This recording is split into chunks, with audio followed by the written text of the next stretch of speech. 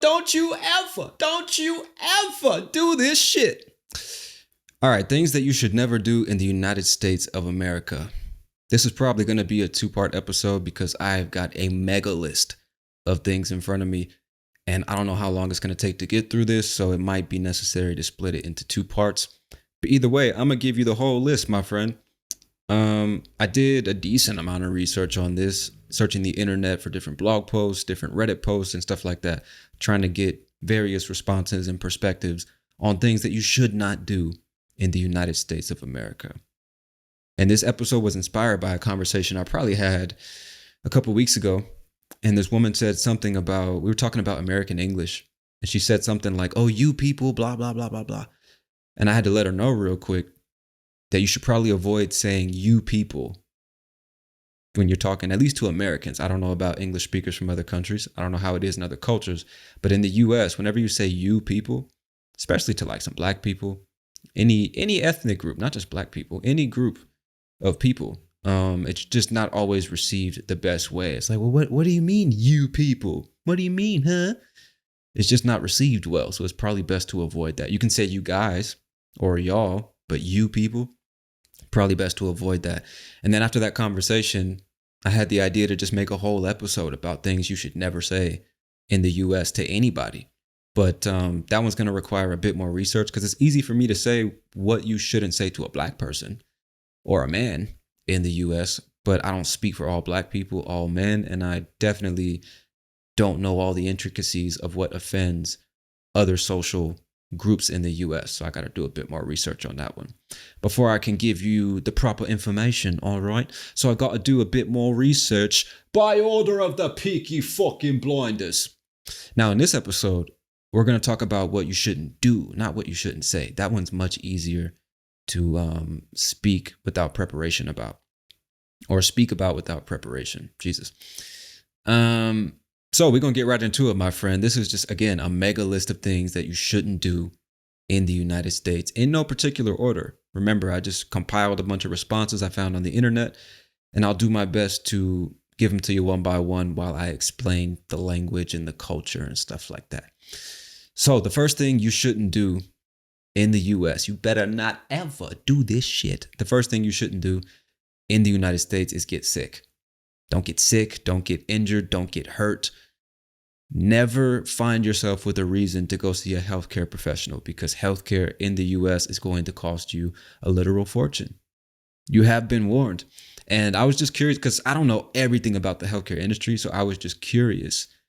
You know, I figured it'd be good. You might want to know some details like how much does it cost to go to a doctor or a dentist or a hospital. So I did a quick little search on the internet and quickly got lost in a bunch of different conflicting information. So I just asked ChatGPT for a summary. And this is what it told me. It says the cost of a hospital visit in the US can vary widely based on numerous factors, including the type and complexity of the services provided, geographic location, the special hospital, Jesus, the specific hospital, whether the patient has insurance, the type of insurance, and more. So let's talk about emergency room visits in the United States. The average cost of an ER visit can range from $500 to $3,000 for minor problems. For minor problems, it says, right? However, for severe conditions that require surgery or admission, the cost can skyrocket to $20,000 or more. I'm going to just let that shit breathe for a minute. All right. Basic visits for minor problems, $500 to $3,000 US. However, for severe situations and conditions, it can range all the way up to $20,000. God bless America. What the fuck, man? This is the wildest thing.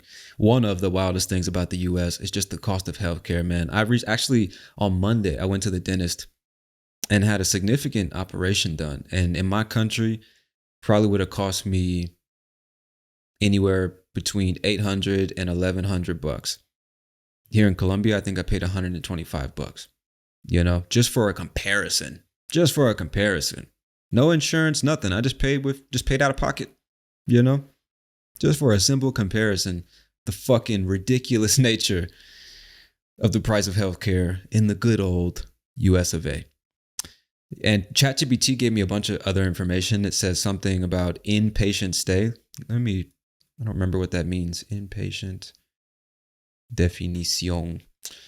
Inpatient, a patient who lives in the hospital while under treatment. Okay. So if you have to stay there for an extended period of time, weeks or months or something, while they monitor you and suck the fucking money out of your savings account so your kids can't go to college and you can't buy a house. The median cost of a hospital inpatient stay was over $10,000 in recent years. But again, this can vary a lot. Complex surgeries or long stays in the ICU or the intensive care unit can push the total much higher. Again, do not fucking get sick in the United States. You will regret it for more than one reason. Moving on, doctor's fees. These are separate from the hospital's fees in many cases. So even if a hospital visit's facilities charge is $10,000, the surgeons, anesthesiologists, radiologists, and other specialists might bill separately, adding to the total cost. So let's reiterate here, folks. Not only might you pay $10,000 fucking dollars for having to stay in the hospital an extended period of time, but you're also going to get billed separately for any specialist that has to see you and treat you. Talking thousands and thousands and thousands and thousands of dollars. This is what people, you might know this, but a lot of people don't know this and they don't take it into consideration when they want to move to the US. It's like, dude, there are plenty of American citizens who avoid going to the doctor or going to the dentist, going to the hospital in an emergency situation just because they know there's no way I'm going to be able to pay for the bill. In the United States of America, dude, this is fucking wild. Anyway, moving on. Outpatient procedures. Okay, so we know inpatient. What's an outpatient? Give me a second, y'all. We're learning together here. We're learning together. Outpatient, a patient who attends a hospital for treatment without staying there overnight. Okay. So inpatient means you're going to stay there overnight. Outpatient means you go, you get treated, and you leave. So outpatient procedures. Costs for these can be lower than inpatient procedures, but still vary widely depending on the procedure. Some might be as low as a few $100s, while others, especially surgeries, can be several $1,000s. Next, the insurance impact. People with insurance often pay less out of pocket than the total bill because insurance companies negotiate rates with providers. So again, out of pocket, I said that a second ago, it just means that you pay the entire price of the service or the product with the money that's in your proverbial pocket. It doesn't have to be in your pocket. It could be your bank account or whatever. It just means that nobody else is covering the cost. Insurance is not going to pay a percentage. Your job, Jesus, nobody's paying that shit. It's coming all out of your pocket or your bank account. So what did it say? People with insurance often pay less out of pocket than the total bill because their insurance companies negotiate rates with providers. Corrupt sons of bitches. However, patients still face deductibles, co-payments, and out-of-pocket maximums, which can result in significant costs. Moving on, uninsured or cash pay, meaning you have no insurance and you need to pay with cash. Some hospitals might offer a discount for patients paying in cash, but being uninsured often results in higher out-of-pocket costs. Let me read that again. Some hospitals might offer a discount if you're paying with cash and you don't have insurance, but being uninsured often results in a higher out-of-pocket cost. So the price is higher. You get a discount, but the price is higher, so you're probably going to pay the same price, right? See these sneaky motherfuckers, man. Location variances. Costs can vary by state and even by city. Typically, urban hospitals have higher costs than rural ones. That's such a tough word. Rural. Sound like a cat coughing up a hairball. Rural. R-U-R-A-L. Rural. Couldn't we have changed the pronunciation on that shit, man? Rural. Doesn't even sound like a word. It just sounds like I'm drunk. Rural. A rural wants to bring rural. You know what I mean? How is that a word? Urban hospitals have higher costs than rural ones. Rural. I can't even say it in Spanish. Rural. In Portuguese, it's easier. But there are exceptions. So basically what they're saying is the cost of healthcare varies widely depending on the city you're in, the state you're in, stuff like that. It varies from place to place. It says, given the complexity of the healthcare billing and the number of variables involved, it's challenging to pin down an average cost that will represent for all scenarios. When they say pin down, I say they. When the fucking robot, says pin down, it means it's hard to, you also hear pinpoint or define exactly or precisely an average cost that will be representative for all scenarios. In other words, because there are too many variables, too many factors involved, it's hard to say this is how much healthcare costs. It really depends on where you are in the country, and it depends on the severity of your condition, obviously. It says, if you or someone you know is facing a hospital visit, it's crucial to research local costs, understand your insurance coverage, and possibly discuss payment options or financial assistance with the hospital in advance. Because that makes a lot of sense. If you break your leg today, before you go to the hospital, make sure you pull out your phone and research the cost so that you don't have to sell your fucking house just to get your leg fixed. Jesus Christ, man. So, in summary, don't get sick in the United States of America. It's not going to end well for you. Man, that deserves its own episode, doesn't it? Healthcare in the United States of America. I'm just not educated enough on the subject to speak about that confidently. That would take a lot of research. So maybe in the future, y'all, let me know if you want to hear an episode about healthcare. Maybe I'll find a healthcare professional, somebody who actually knows what the fuck they're talking about. Yeah, we'll leave that one for the future. Let's move on. We got a lot to get through today, my friends. The next thing you should never do in the United States of America is cut in line. Do not cut in line. If you see a line, fucking fall into it, all right? Do not jump ahead of anybody in line. It is not going to be received very well. Now, when I was reading the blog post that had this recommendation, whoever wrote this said the following. They say, we are not British. We won't just shake our heads and mutter under our breath. Americans will absolutely start a fight over line cutting. That's actually true in some cases.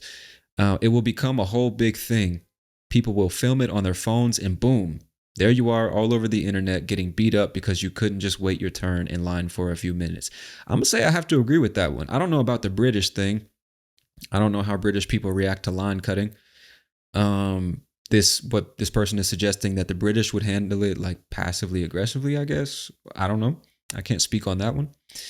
But I do agree with the rest. Like there in some places, man, depending on the day, depending on the time, people will literally fight you just because you cut them in line. Because it's disrespectful, man.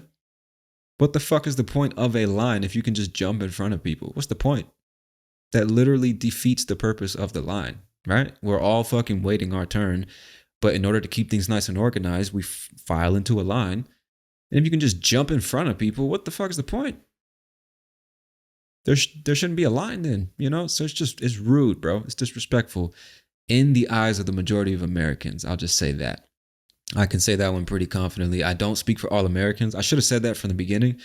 All these things I'm sharing with you, I found on the internet, and I thought that would be nice to share, nice for you to know. But remember, none of us, not any one of us Americans speaks for all Americans. So not only should you not take this episode too seriously, you shouldn't take anything I say on this podcast you shouldn't take anything anybody says too seriously. You know, always verify, do your own research. This is just from my perspective and some shit I found on the internet. All right. But let's move on. Don't cut in line. It's not going to end well. Just wait your fucking turn. Okay. Even if you see other people doing it, that's not the green light for you to then go do that shit. Don't cut in line. Wait your fucking turn. Show some respect. All right. Moving on. I like this one. The next one says the word cunt, C-U-N-T. I fucking like that word. The word cunt is a lot more offensive in the US and Canada than it is in other English-speaking nations like Australia, for example. Do not use it casually.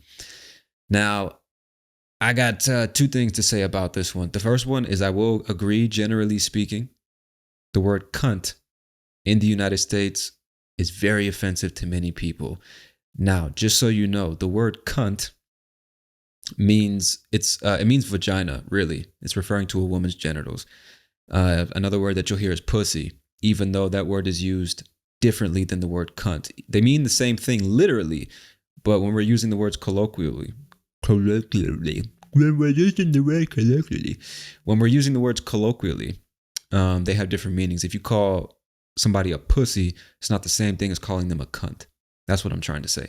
But it does technically mean vagina. And the weird thing I find about this, the second thing I wanted to say is, although a lot of people will find it offensive, actually, before I get to the second thing, a lot of people find it offensive. And this word is usually in the United States used with women. It's a very offensive thing to say to a woman. It's a derogatory term. The same way the word bitch is probably not going to be received very well by most women. You want to be careful with that one. So cunt is in that same category. And I'm sure a lot of people would say that cunt is even stronger than bitch. It's just a lot of people think it's a very ugly word, even though the male equivalent of that word would be dick, right? Or asshole. The same way you would call a man a dick. If a woman were behaving in the same way, you could call her a cunt and you'd be expressing the same sentiment. But for some reason, the word cunt is unacceptable, but you can call a man a dick 7 times a day and it's completely fine. You know? So yeah, you gotta be careful with that one. But at least now you have some sense of what it means. And now that I think about it, that was the second thing I was gonna say, is that even though some people find that word very offensive, especially when being used with a woman, it's like totally fine to call a man a dick when it's essentially the same thing. You call a woman a cunt and a man a dick for the same reasons, if you ask me.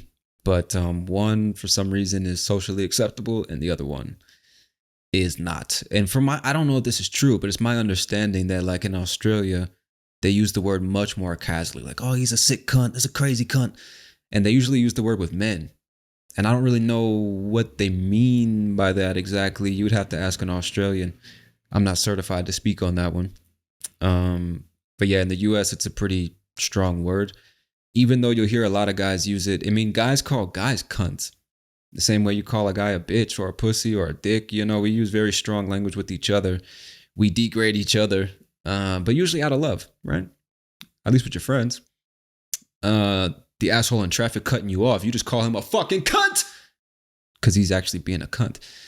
But anyway, just be careful with that word, especially if you listen to me and you admire the way I speak and you want to talk like me in English. Be very careful, man, because I speak with much stronger language than the average American that you'll probably be exposed to. That's just my perception. So you got to be careful imitating natives without truly understanding how their speech is perceived to other natives. Now, you obviously don't have to care how your speech is perceived. I'm just reminding you to be careful when it comes to imitating everything you hear without having a true understanding of what you're saying. All right? So yeah, I can't say most people, for a lot of people, the word cunt is quite offensive. Generally speaking, it's offensive to women. Guys use it, and I can't speak for other guys, but to me, it's funny. I like the word. So, you do what you want with that one. All right, let's move on. The next one says, do not trespass. That whole trespassers will be shot thing is not a joke. All right, so under that, the text that was under this recommendation, it says, do not walk onto somebody's property without permission or at least without knowing the owner. It's cool in many places around the world to be able to go wandering through the countryside, but it's not cool in the US. You might end up getting arrested or physically harmed or fucking shot. You got to be careful with that one, man, especially in the South, because people's property is just that. It's not yours, it's theirs. So you got to be careful just like walking into people's yards or fucking if it says private property, don't enter unless you have business there. All right. And the comment about the whole trespassers will be shot thing is not a joke. What this person is saying is sometimes you'll be walking through certain neighborhoods and you'll see a sign on the person's door or the person's fence. It says no trespassing or trespassers will be shot. And I can't say whether or not people have the legal right to shoot you just because you're on their property. I don't think they do. But if it's in a situation where you're perceived to be a threat, depending on the situation, it would be arguable that that person had the right to shoot you. You certainly don't have the right to be on their property, right? So just don't. And let me give you the dictionary definition of trespass. Hang on. Trespass. It sounds French, doesn't it? Trespass, to enter someone's land or property without permission. Yeah, don't do that shit. Don't do that shit. If you hear somebody say, hey, you might want to get the fuck off my property there, son. And then you hear it, just fucking walk away fast. All right, moving on. The next one. This one I'm sure a lot of people are familiar with. It says the price marked on the shelf does not include taxes. What you see is not what you pay. Meaning, if you go to a store in the United States of America, pretty much any store except maybe like a thrift store where you can buy used products, shirts, electronics, and shit like that. Any store, generally speaking, if you take a product off the shelf, you're going to see one price on that shelf. Let's call it $19.75. When you go to the cash register to check out, you're going to see a different price for that same product. They're going to scan the item, and then the computer is going to add tax onto whatever the initial price was, and that becomes the price that you pay. And a lot of people have that question, like, why the fuck do you put two different prices? Or why am I seeing two different prices? If I go to the shelf and it says $19.99, I should pay $19.99. It's so confusing. How do I know how much tax I'm going to pay after I gather all these items and take them to the register? And the thing is, you really don't, man. It's just like a really cultural thing as Americans, generally speaking. We just kind of do the math in our heads. We just kind of guesstimate how much tax is going to be added onto it based on the price of the item. So if I know if it costs like $6.50, I'll probably pay, I don't know, like $6.90 something, maybe $7 and change. You just kind of mentally add that little buffer because you know they're going to add tax to whatever price you're seeing. And it depends on the state. I actually did a little research on this one. And it says, according to calculator.net, I don't know how reliable this is. It says in the United States, sales tax at the federal level does not exist. At the state level, including the District of Columbia, Puerto Rico, and Guam, all states except 5 do not have statewide sales tax. These are Alaska, Delaware, Montana, New Hampshire, and Oregon.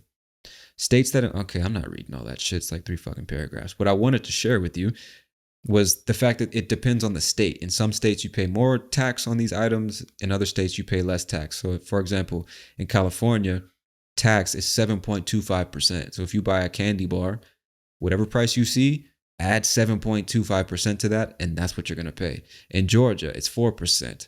In Kentucky, it's 6%. Mississippi, 7%. So it's between 4 and 8%, generally speaking, in taxes that you're going to pay on most products. Not all of them, but most products. So yeah, just don't assume that what you see is what you pay, because it's almost always not. You know what I mean? So there you go. All right, moving on. Respect the drinking age. 21 is the legal drinking age in the United States, technically, right? They say, what does it say here? Don't try to convince? What? Don't try to reason with or convince the bartender that the drinking age is 18 in your country. It's not that they're being difficult just to be difficult. Their jobs and possibly the liquor license of the establishment could be revoked for something as small as this. And in plain English, basically what they're saying is if you go to a bar or a club, you're 19, you're 20 or whatever, don't try to explain to the bartender, but back in my country, you can drink at 18, right? Because that bartender's probably going to be like, okay, but we're not in your country. Here it's 21. And just by selling you this alcohol, I could lose my job. This bar could lose its liquor license, meaning it could lose its legal right to sell liquor. It's against the law. So you just have to respect that for the most part. I mean, obviously a lot of people don't. I remember when I was in college, we had a very creative way of getting liquor, even though technically we weren't supposed to. But I'll save that story for another day. Just know that technically you can't drink alcohol or you cannot purchase alcohol if you're under the age of 21 in the United States. And so then in the same blog post, they went on to say, you can buy alcohol in any store, but you will get the long dick of the law if you open that puppy up in public. Let me explain that. They're saying you can buy alcohol pretty much everywhere in the United States, at gas stations, there are liquor stores, and a liquor store in the South is called a package store. I don't know why. It's the same thing, but they're everywhere. You can buy beer, wine, whiskey, vodka, rum, you name it. We probably got it somewhere in the city, right? But you will get the long dick of the law if you open that alcoholic container in public. Now, when he says you will get the long dick of the law, he's basically saying you will get fucked by the law, the legal system, because it's illegal to drink alcohol in public in the United States. It's even worse if you're driving your car and you have a container with alcohol in it and it's open in your car. So if the cops pull you over, if the cops stop you and they look inside your car and they see open beer cans or whiskey bottles or something, it's not going to end well for you. That is against the law. Okay, so you got to be careful with the alcohol in the United States. You know, if you're going to drink, do it in an establishment or do it at home. Don't do that shit in the streets, no matter what you see other people doing. Okay, keep yourself out of trouble because the American legal system is not very forgiving. All right, let's move on. It says don't dine at a sit down restaurant and not tip just to make a point. Don't dine at a sit down restaurant and not tip just to make a point. Okay. So this one, I don't completely agree with this one. And maybe you guys have heard already about tipping culture in the United States, how you're kind of expected to tip. Some people actually believe you should tip no less than 10% of the bill.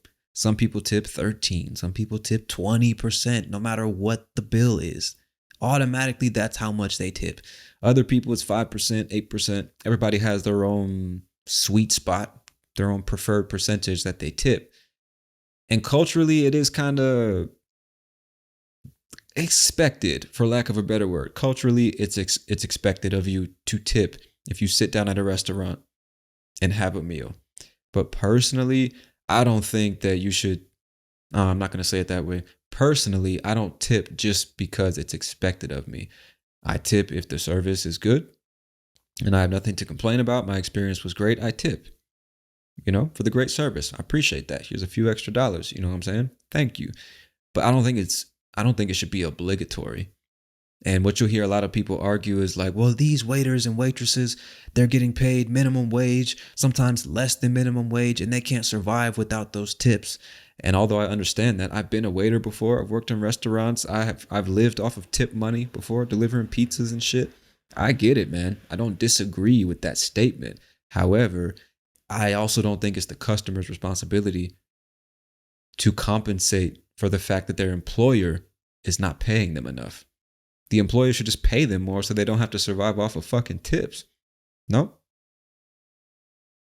Anyway, tipping, I mean, you do what you want. You don't have to tip, but don't be surprised if you get a dirty look or the next time you go back to the restaurant, they're not the happiest to see you. I'm not saying that's going to happen. I'm just saying socially, you are expected to tip, but I don't tip just because. I tip because the service was good. And I know the difference that $3 or $5 or $10 extra dollars could make for the person who just gave me that great service. You know what I mean?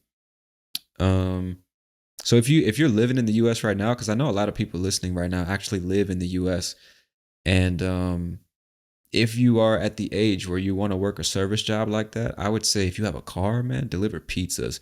You will get ridiculous tip money, bro. I remember when I was in college, I delivered pizzas pretty much the entire time I was in school. And there was a point very early into my pizza delivering career. Early into my career, I was making literally the same amount in tips that I was making my formal paycheck.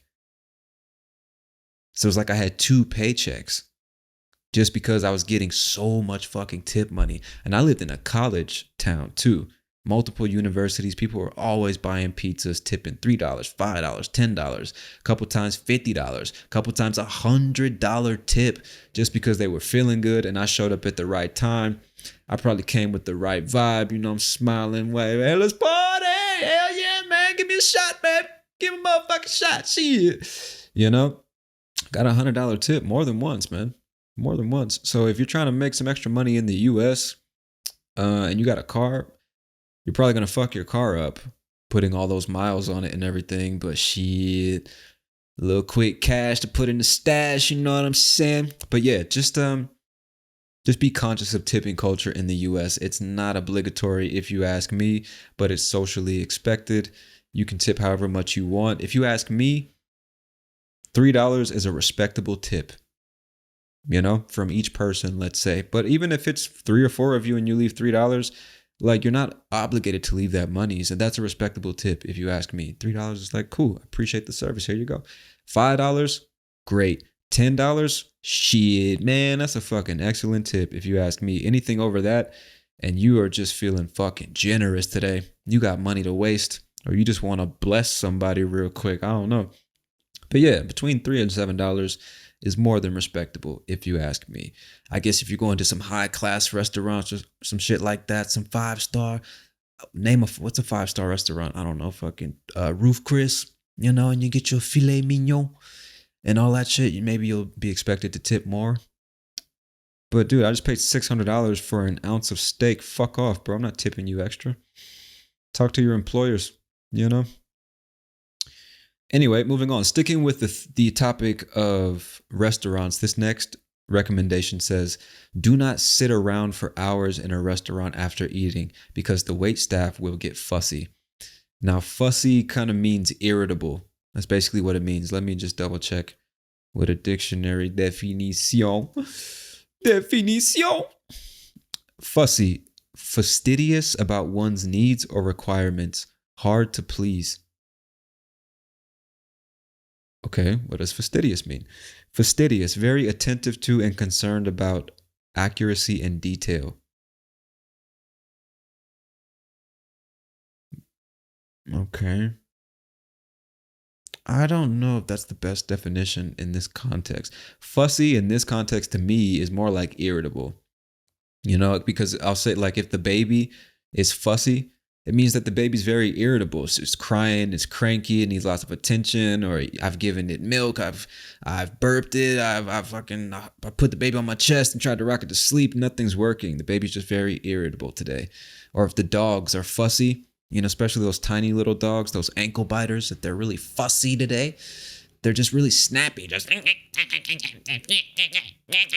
you know, that's fucking fussy. So they're saying, if this is an important point to make, I think. Not point, but an important recommendation, because I know in some cultures you'll go out to eat and you take the whole family Sunday afternoon. We're going to fucking feast tonight. Corinthians won. We're taking the family out to fucking celebrate. You know what I'm saying? So you guys go out to the restaurant, you order lots of food, you're having a good time, you're drinking, you're eating and shit, talking with the fam, enjoying the Sunday. You finish your food, and then you sit around just talking and enjoying each other's company for the next hour, for the next 2 hours in the restaurant, as opposed to getting up, going back to your homes and enjoying each other there. That in the US is not really a cultural norm. You're expected to eat your food, stay behind a few minutes, talk, do what you got to do, but then get the fuck up and walk out. You know what I mean? This restaurant has more people to serve, and they can't serve them until you get up and leave. You know what I mean?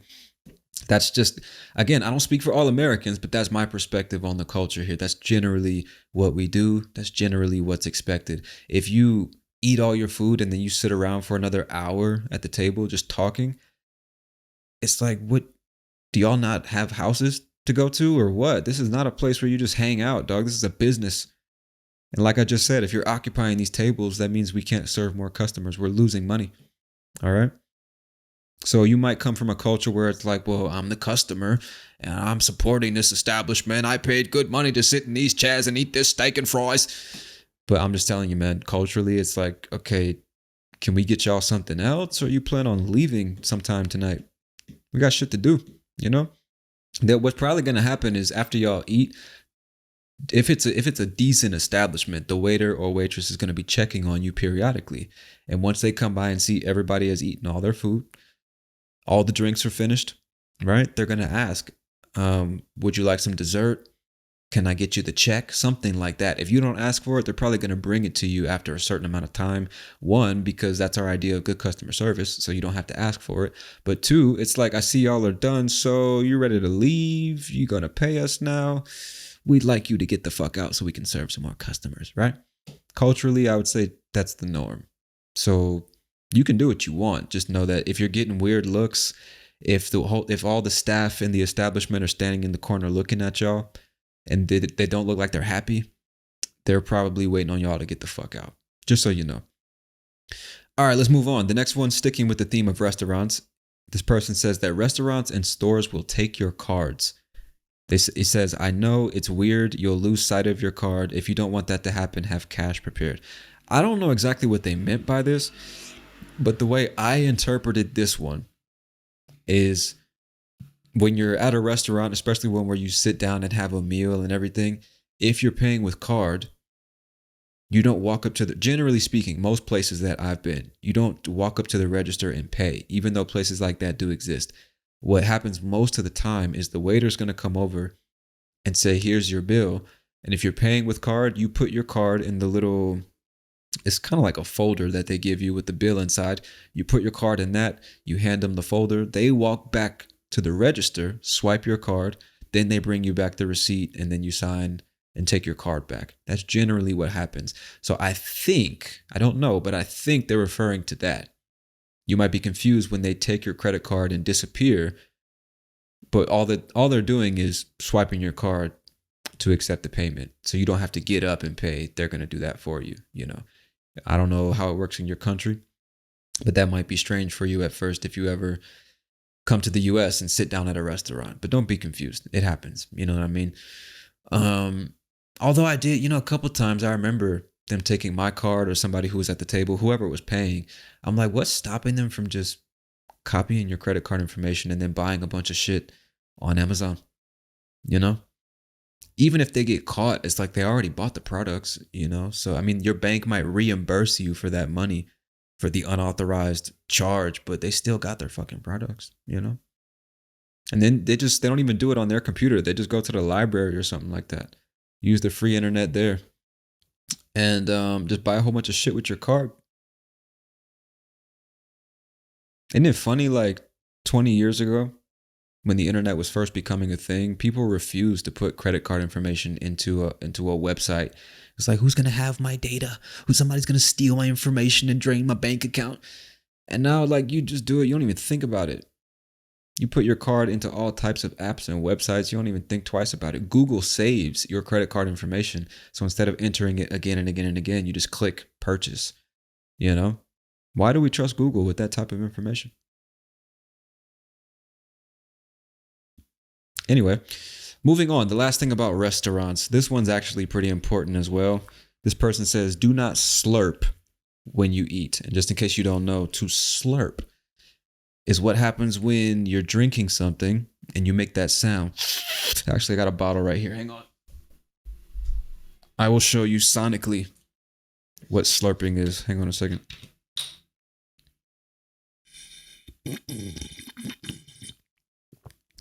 That's slurping. When you're drinking something and you're making unnecessary fucking noise while you're doing it, that's slurping. Do not slurp while you eat.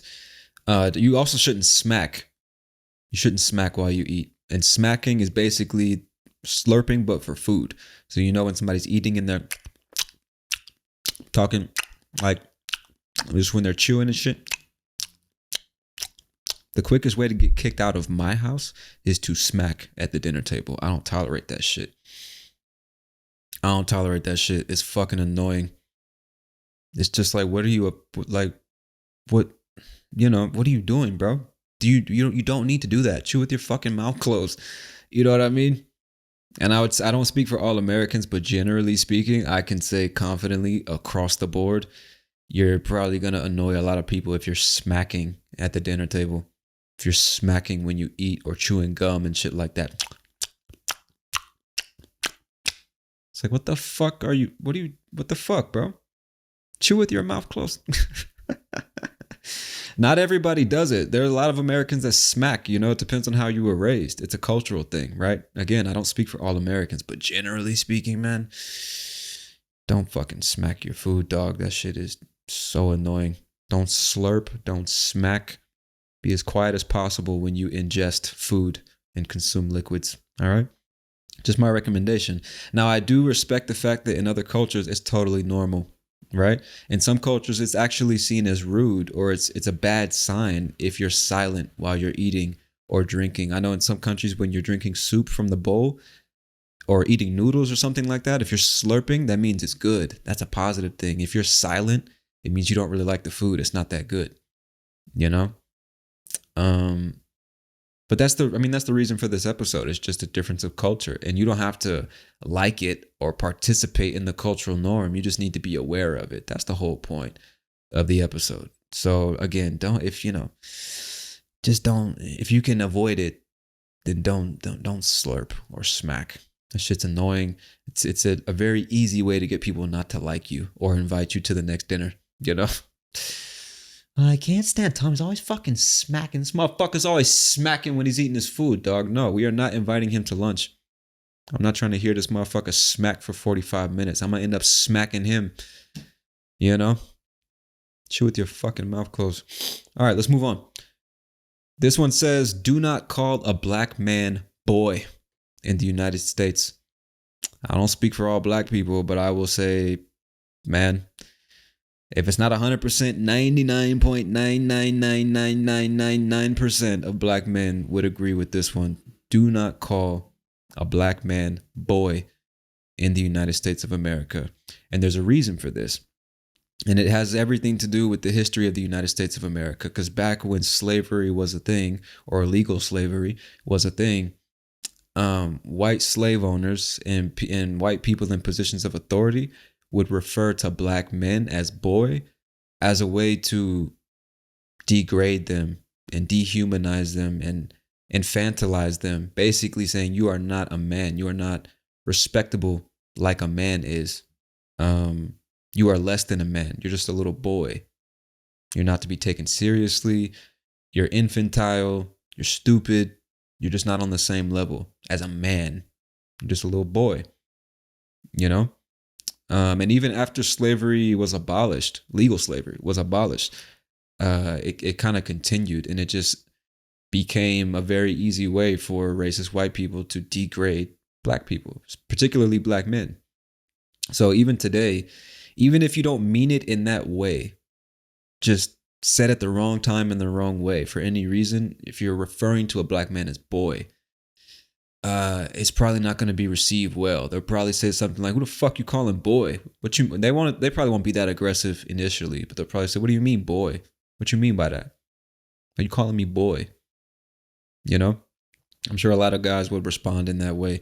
And you might think it's weird because, especially in the black community, it's normal if I say, "This my boy right here. That's my boy." It means that's my friend. That's my partner. That's my homie. That's my boy. When it's said that way, there's nothing wrong with it. But if you're talking to a guy and you say, "What'd you say, boy? What did you say, boy?" I can't do a Southern accent very good. What'd you say, boy? You know where you at, boy? You better get from around here, boy. I can't do it. I can't. I was trying to imitate like a stereotypical Southern accent. I don't know why. I can't do it. But anyway, if you say it like that, who are you talking to, boy? Shut up, boy. You cute little boy. Anything like that, it's not going to be taken very well. It's seen as disrespectful. So if you can avoid it, just don't call black men boy. And again, the next bonus episode of the podcast, most likely going to be about shit you shouldn't say in the United States.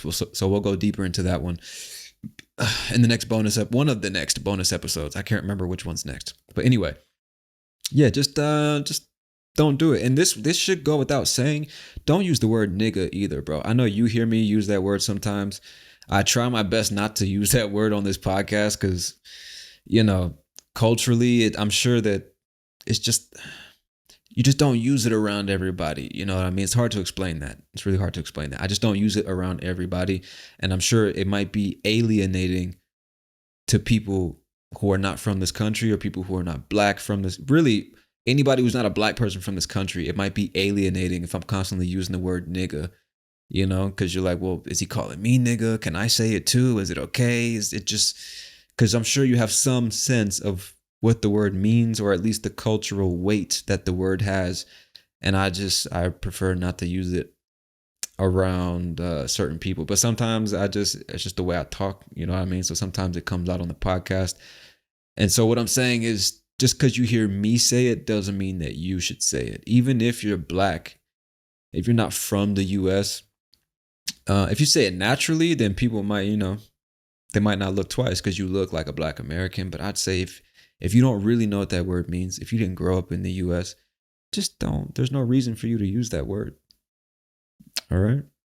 Any racial slur, not just ones for black people, but anything that's, you know, derogatory in a racial way, you gotta be really careful with that shit. I know that rappers make it seem cool, sound sexy and fucking vogue and risque, you know, fucking exotic and shit like that, but just don't. It's my recommendation to you, because even in 2023, you can still get the shit slapped out of you for saying nigga to the wrong person. Just take my word on that one. All right, let's move on. This next tip, it says, do not take selfies at memorials honoring the dead. You might hear that and be like, who the fuck would do something like that? But I have actually heard recently of people that will go to like the World Trade Center Memorial. 9/11 is actually coming up pretty soon. And I'm sure you have some idea of 9/11 when the planes were flown directly into the Twin Towers in New York City. Countless people died. It was just a horrific day. And I guess they built some kind of memorial where the towers used to be. And maybe there were people taking like selfies looking like they were happy and excited to be there. And just to people, it doesn't look great if you're smiling and happy standing in front of a memorial honoring people that died in some kind of terrorist attack. It rubs people the wrong way, especially people from New York City. Do not, if I were you, I wouldn't even mention 9/11 to somebody from New York City. Don't joke about it. If you can avoid, there's no reason to bring it up unless you're just curious and you want to know something from their perspective, maybe. I don't know. But it's a touchy topic, man. It's a sensitive one. It was 2001. It was 22 years ago. And even still, it's a touchy topic for some people. So if you can, just avoid it. I've also heard about people going to like Auschwitz and taking selfies and shit like that for Instagram. And look where I'm at. This is where they used to torture the Jews. And like Instagramming that shit. And a lot of people just don't take it very well. So this person saying don't take selfies in front of like grave sites and memorials honoring dead people. Why somebody would do something like that, I don't know. I'm not judging. I'm just saying for your safety, just avoid it. All right. Not saying that you're gonna get attacked if you do it, but you're probably gonna look like a fucking douche. You know, you're gonna look like a dick or a cunt doing shit like that. All right. All right. Let's move on. Never, they put in capital letters, never pass an unloading school bus. I have to agree with this one. Let me read the caption. It says, when those stop signs flap out, you've got to wait until those little crotch goblins. Crotch goblins. You got to wait until those little crotch goblins get off the bus until you even think of moving again. Whether it's hitting a pedestrian child, getting a nasty ticket, or just the absolute looks of disgust you'll get, it won't be worth it. So just in case that's not clear to you, what this person is referring to is school buses in the United States. I'm sure you've seen in movies or TV series, maybe those big yellow school buses. They look like fucking Twinkies. What happens is when they're driving through the neighborhood, dropping off the kids or picking up the kids, doesn't matter. There's different points at which they stop and pick up those kids. So whenever a yellow school bus stops in the middle of the street to pick up kids, what happens is there's a stop sign on the side of the bus that will extend so that it's visible to everyone. When it's driving normally, you don't see it unless you're looking at the bus from the side.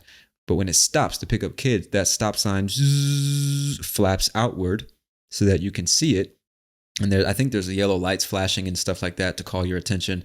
and you are required by law to stop the car and let whoever's getting on or off the bus get on or off the bus, or let them cross the street. You cannot move again until the stop sign retracts and you can't see it anymore. And then the bus proceeds and then you can proceed.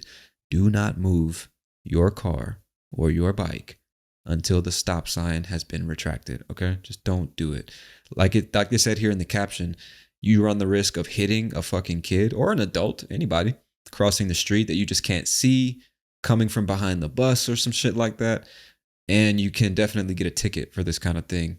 And even if you don't, like the person said in this caption, you'll just be looked at socially like a fucking asshole. Like, what the fuck is wrong with you? You could have hit a kid trying to cross the street. Because it has happened. It has happened. So never pass an unloading school bus. It's funny that they don't say never pass an unloading bus. Just don't hit the kids, apparently. If it's a city bus and you got somewhere to be, fuck it. Run the risk. If they get run over, fuck them, right? So yeah, just don't pass unloading school buses. Just don't. Really, what you should understand, not just school buses, but generally speaking, in the United States, the pedestrian has the right of way, meaning they get priority. If it's between a car and a pedestrian, generally speaking, the pedestrian gets precedence.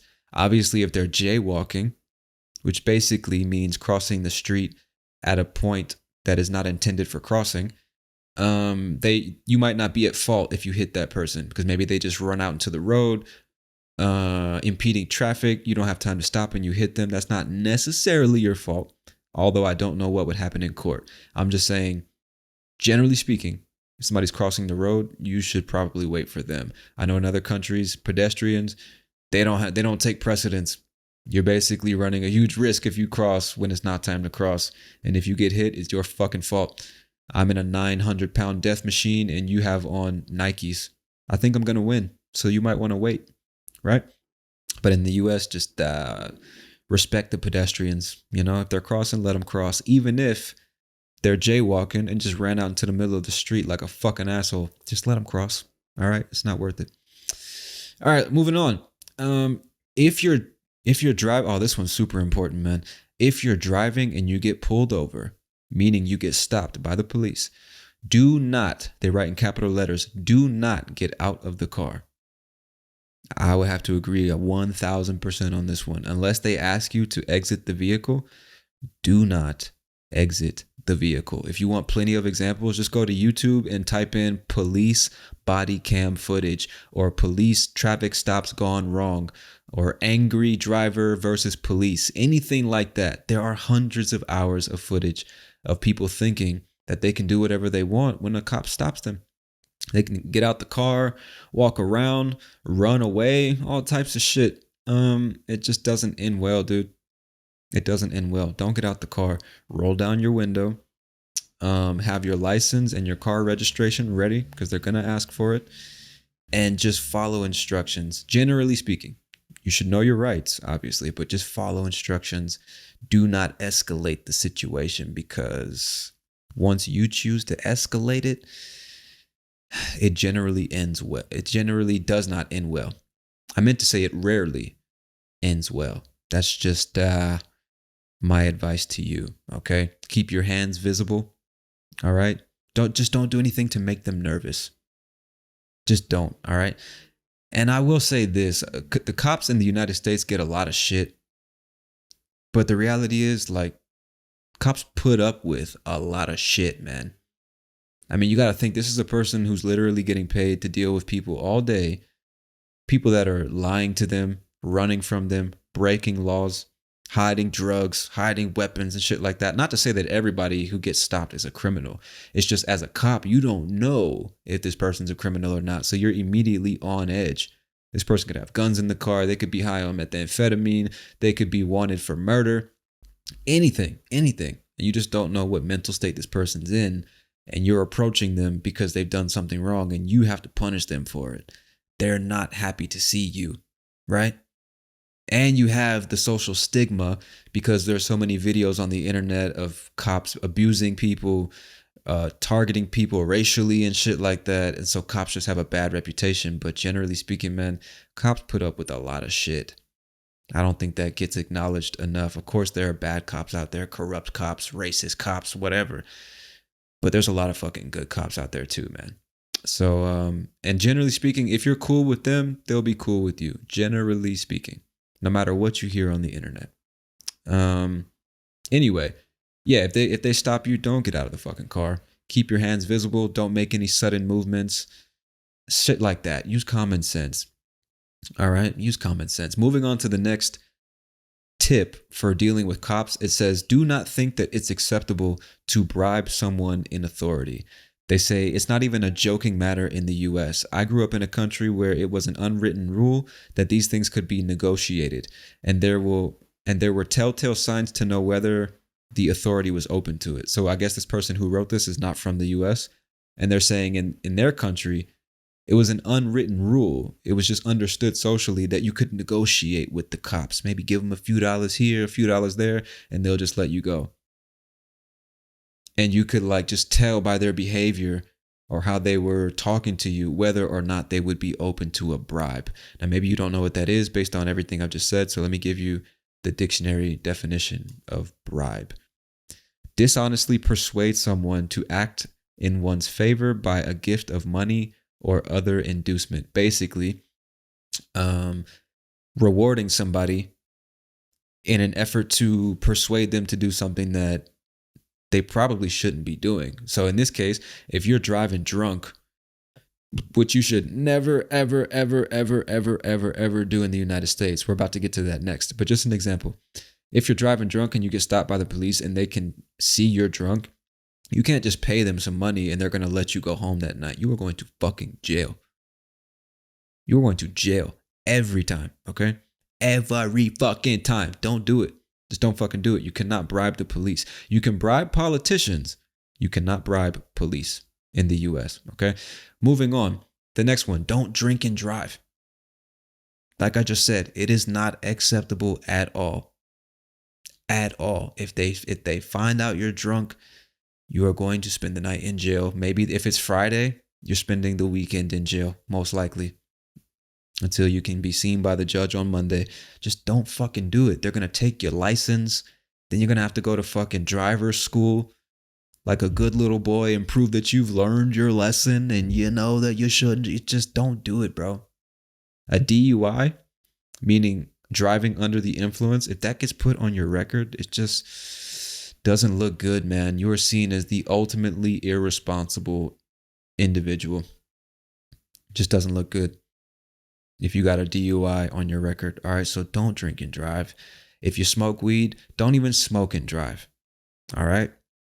Because generally where weed is legal in the US, it's treated similarly to alcohol. You can't just get fucking blazed, smoke 4 blunts, and then just drive down the fucking highway like it's cool. You're still driving under the influence of a mind-altering substance. So just don't. They even had a slogan. They had like marketing campaigns against drinking and driving, and they had a little slogan that said, drive sober or get pulled over.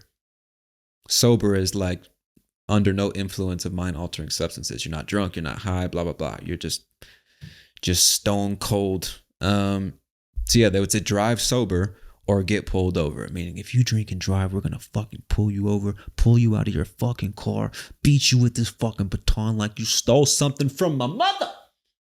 Beat the shit out of you and take your punk ass to jail. Don't drink and drive, bitch. They didn't say all that. I'm just paraphrasing.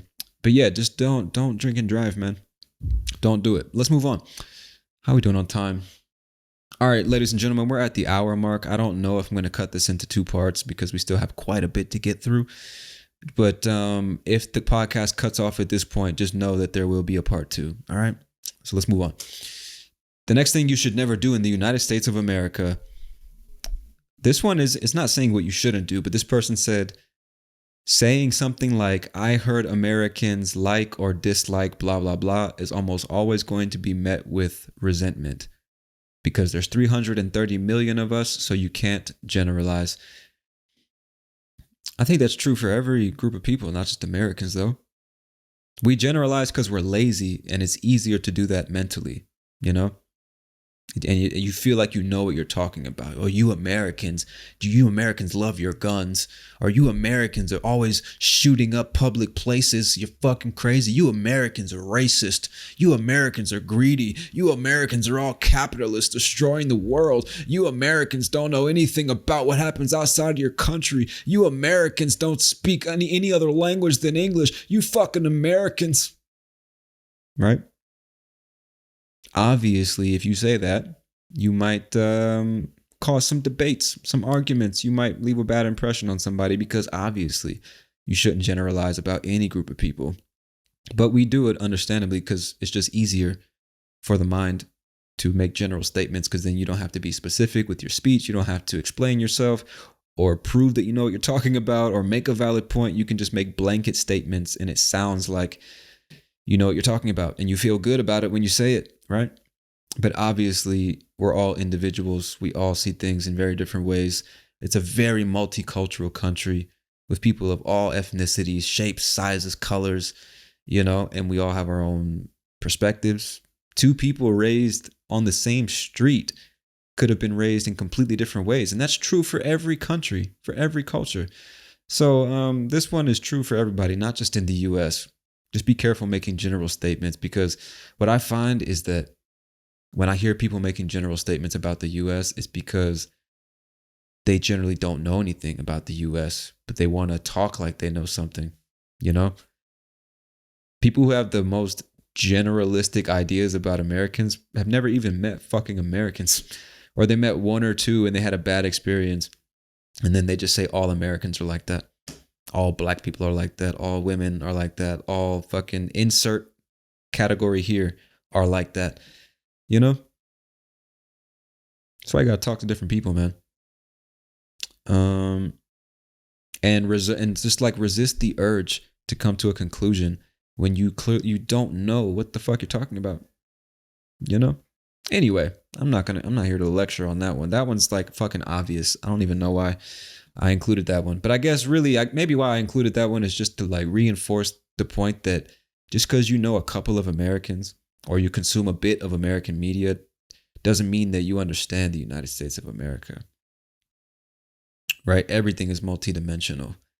And the range of perspectives and ways of talking and ways of living and all that type of stuff varies greatly. Because again, there's 330 million of us. There's 50 states. It's such a big country. So things are different from city to city, state to state, region to region, coast to coast.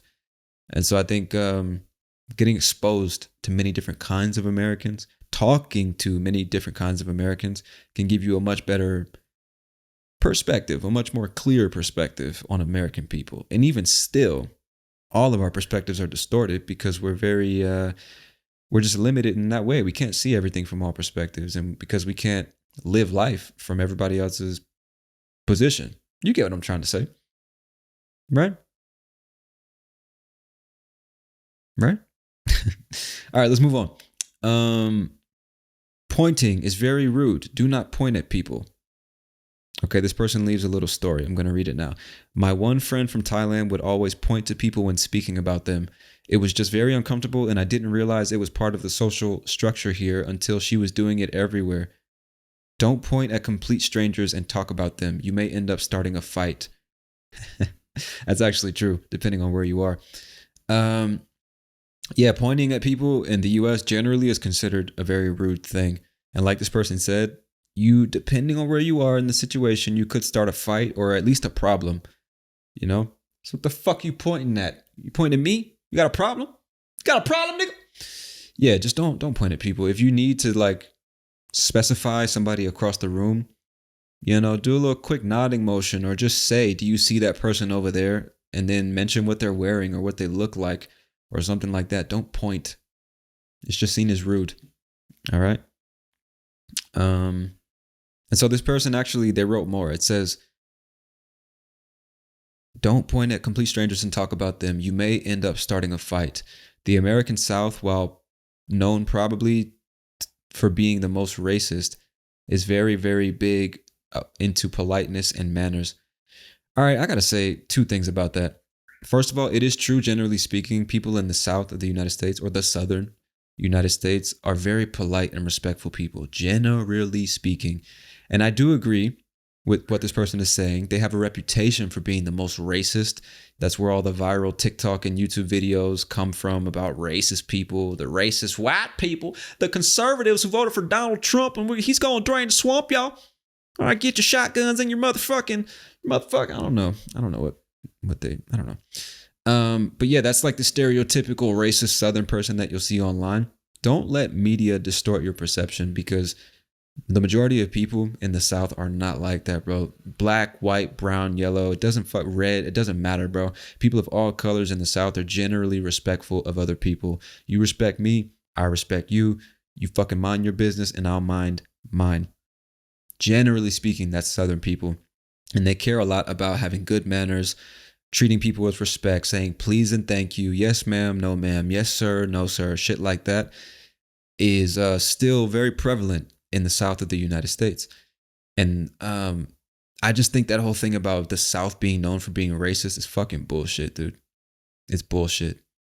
I'm really tired of hearing that shit, because you'll find more racism in fucking Boston, Massachusetts than you'll find. I can't say that confidently. I've never been to Boston. Just from what I've heard about people who have been to Boston, people I've met from Boston, you'll probably experience more racism there today than you'll experience in Atlanta, Georgia, or Jackson, Mississippi. You know what I mean? That's a general statement and there's nothing to back it. So that's just my perspective. Don't take that as the truth. What I'm trying to emphasize is like the South is not the most racist place in the country. If you ask me, you'll probably experience more racism out west. It's just like they try to, anyway, I'm not going to get into that. That's not the point of this episode. I'm just saying, like, that whole thing about the South being the most racist, that's fucking bullshit, dude. It's fucking bullshit. So let me continue reading this. Generally, do things like hold the door open for other people. A cashier may ask you, hi, how are you? Just answer good, how are you? Or I'm okay, how are you? But whatever you answer, remember to return the question. Always say please and thank you. If you make eye contact with a stranger, give them a smile and a nod. I don't agree with that. Unless they say hi, then say hi back. I also tend to end conversations with people by saying, have a good one. If meeting somebody, when shaking hands, let the person who initiated the handshake introduce themselves first. I don't know where this person is from. I don't agree with that. Like, if you make eye contact, you have to smile at somebody and nod your head. If you want to, I mean, it's seen as you're going to be seen as friendly and polite, but you don't have to fucking do that. You're not obligated to smile at people if you don't want to. You know, I do think if you make eye contact with somebody, it is nice, it's polite to acknowledge them. Hey, how you doing? How's it going? Something like that. Just acknowledge their existence and the fact that you looked at each other. I do that, you know, but I don't feel an obligation to smile at people and nod. Hey, how you doing? It's a good time. Hey, have a good day. I don't do that shit. Just, hey, what's up? How you doing? Good afternoon. Something like that. I do agree with that part. And so then this person says, Americans tend to be very friendly and will strike up conversations with people. So don't be afraid to chat. Just don't bring up politics. I'd agree with that last part. Don't get into political shit with people, man. It's not worth it. It's not worth it. Jesus Christ, it's not worth it. All right. But yeah, that's relatively true. The thing about like Americans being super friendly and polite, yes, but like just the image that you probably see in TV shows and online is a very specific type of American. Again, you have to be very mindful of how much media you're consuming and where it's coming from and how that affects your perception of people, because that is not all of American people.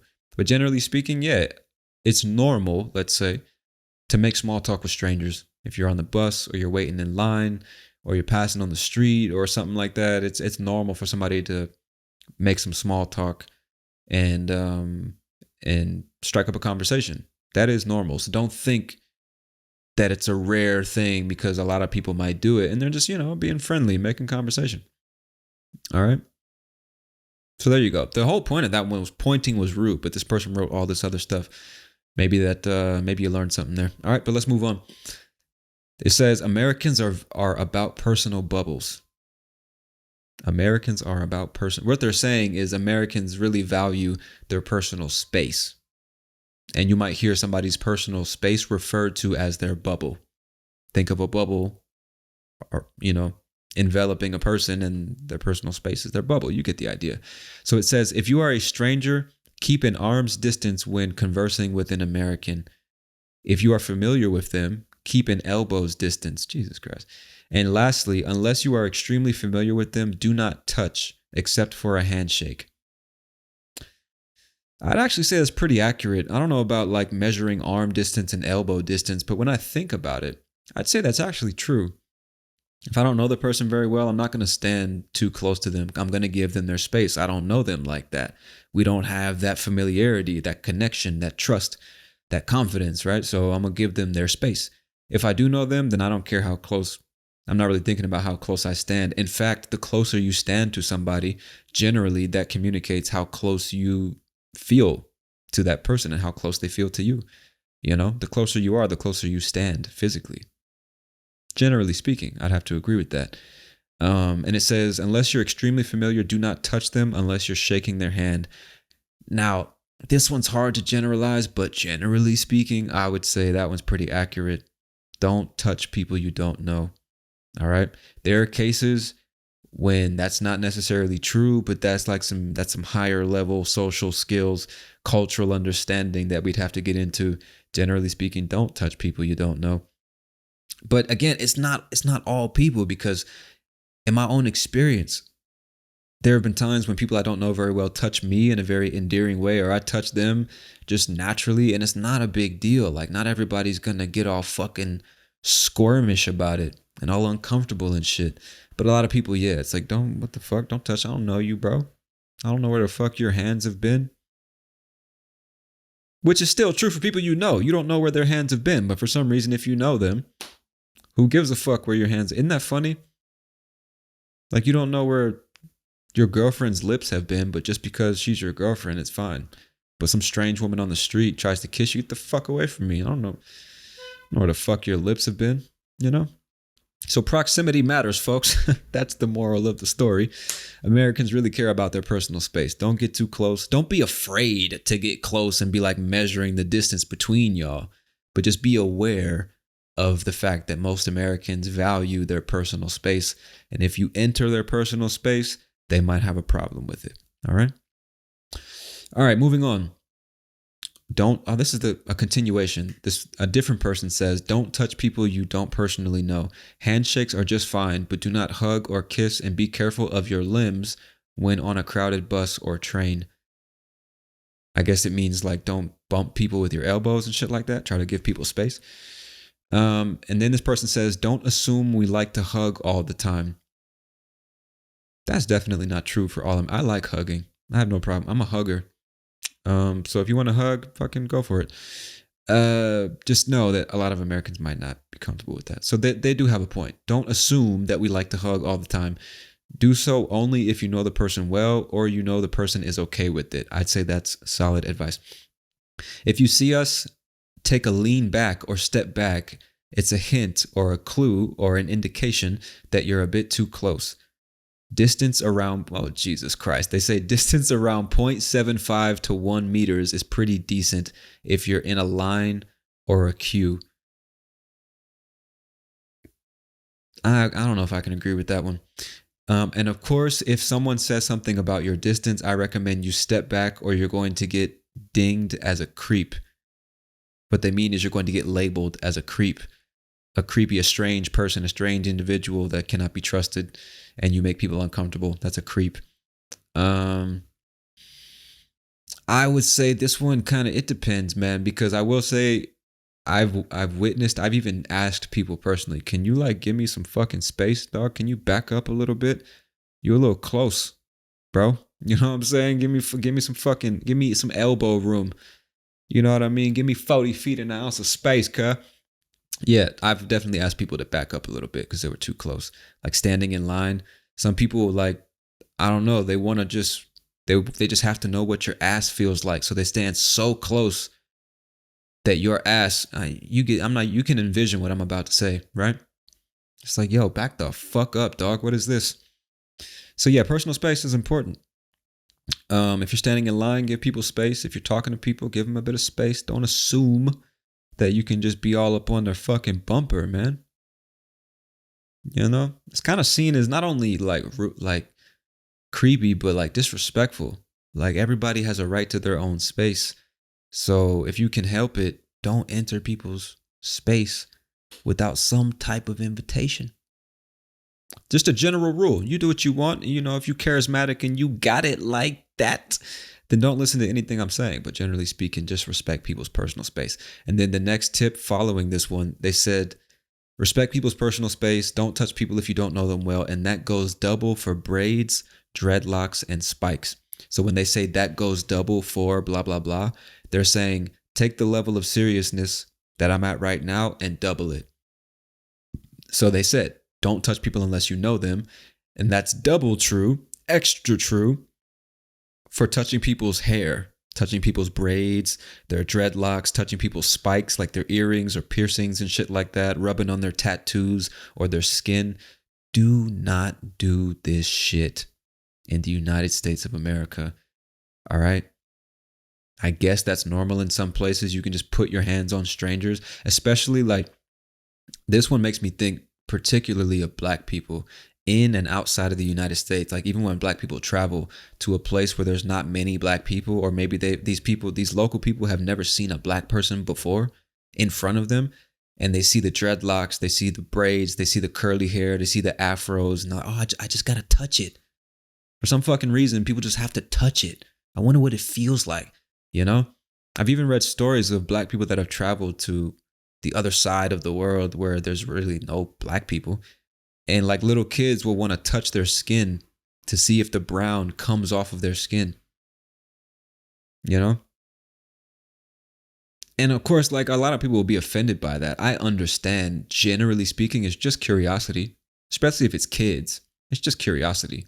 But adults too, if you've never touched African hair, you're curious. I want to know what it feels like. I've always seen it. It's so different. I want to know what it feels like. But just fucking don't, man. Don't do it. Don't even ask, okay? Because a common question is, can I feel your hair? Can I touch it? It's like, I don't know, dog. Can I feel yours? What the fuck? It's just a weird thing, man.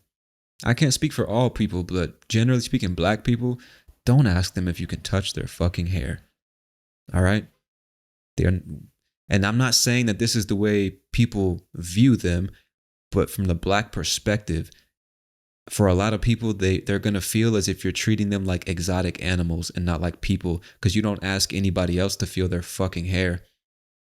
And if you approach somebody and just start running your fingers through somebody's hair, bro, nah, man, you're just crossing the line. You've not only entered their personal space, but you are now touching their most sacred possession, their own bodies. You know what I mean? It's a violation, dog. It's a fucking violation. Don't do it. Don't do it. Don't do it. Especially if it's a man. You might get the shit slapped out of you. Just don't do it, dude. Don't fucking do it. If you're really close to the person and y'all have that confidence, you have a secure relationship, and you feel that level of intimacy with that person, then go for it. You know, it's like, I know, and you can even say something like, I know that this is controversial. I know I don't want you to take this the wrong way. I know I shouldn't ask this. But I'm just really curious to know what your hair feels like. I've never felt African hair before, you know, so I don't want you to take this the wrong way, but would you mind if I touched it? I'm just curious to know what it feels like. Even that might not be received well, but if somebody said it like that to me, I would have, you know, depending on our relationship, go for it. You know, I understand. I'm much more understanding than the average person, I think, or I like to think. So if we have that level of confidence, and I know you're genuinely just curious, like, okay, touch it, man. Yeah. But if I don't know you, you just, no, bro. No. I'm sure you get the point. I'm not trying to give you like a fucking lecture here, but just that one's really important, dude. Do not touch people you don't know, and because that's considered an intimate way of touching somebody. Running your fingers through their hair, dude. I know that's normal in other places, but we're not really touchy like that. You know? We're not. All right, let me move on. I'm probably going to be repetitive at this point. So, next piece on the list, next piece of advice, things you shouldn't do in the US. We Americans love foreigners, and we will pepper you with questions. Isn't it funny how they said a minute ago, like, don't generalize and say Americans like this and like that, and then the same person is saying we Americans love this thing. It's kind of hypocritical, isn't it? They say, we will ask about your language, your culture, and almost really intrusive questions. Some people might even try to relate to you on some level because we Americans are taught that the United States is a melting pot, meaning many different ethnicities and cultures mixed together. The United States is a melting pot, and we all have distant relatives in other countries. For the Irish, the English, the Scottish, and German, do not be shocked or offended if an American says, "Oh, I'm Scottish too," or "Oh, I'm Irish too," or "Oh, I'm German too." I'd have to agree with that one.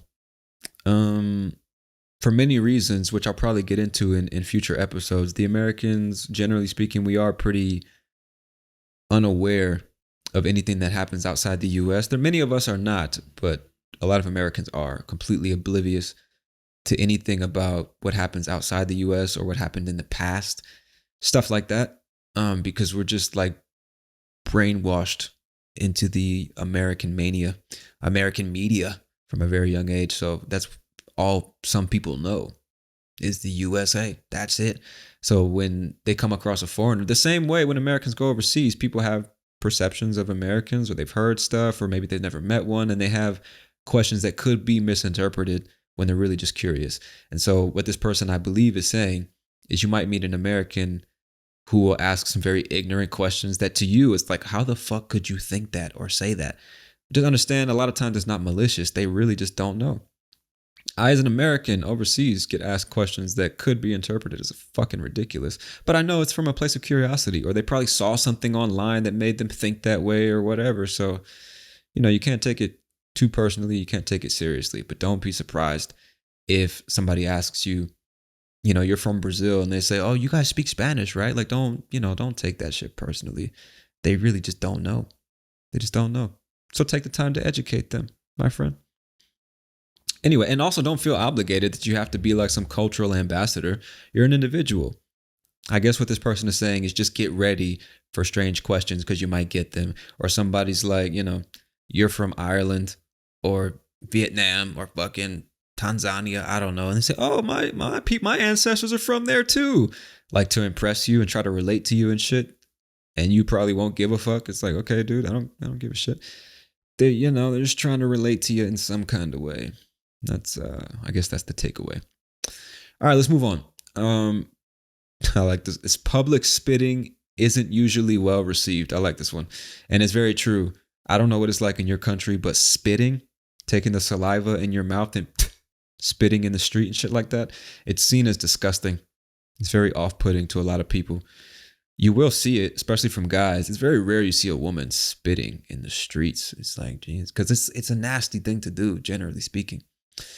I've been watching a lot of Spanish series lately, and in the series Vis-a-Vis, which I recommend, I like that series on Netflix. I noticed that I don't know if this is all Spanish people, but I noticed in the series that is Spanish, the people, whenever they were disgusted with somebody's behavior or they wanted to demonstrate that they had zero respect for this person, they would like spit on the floor.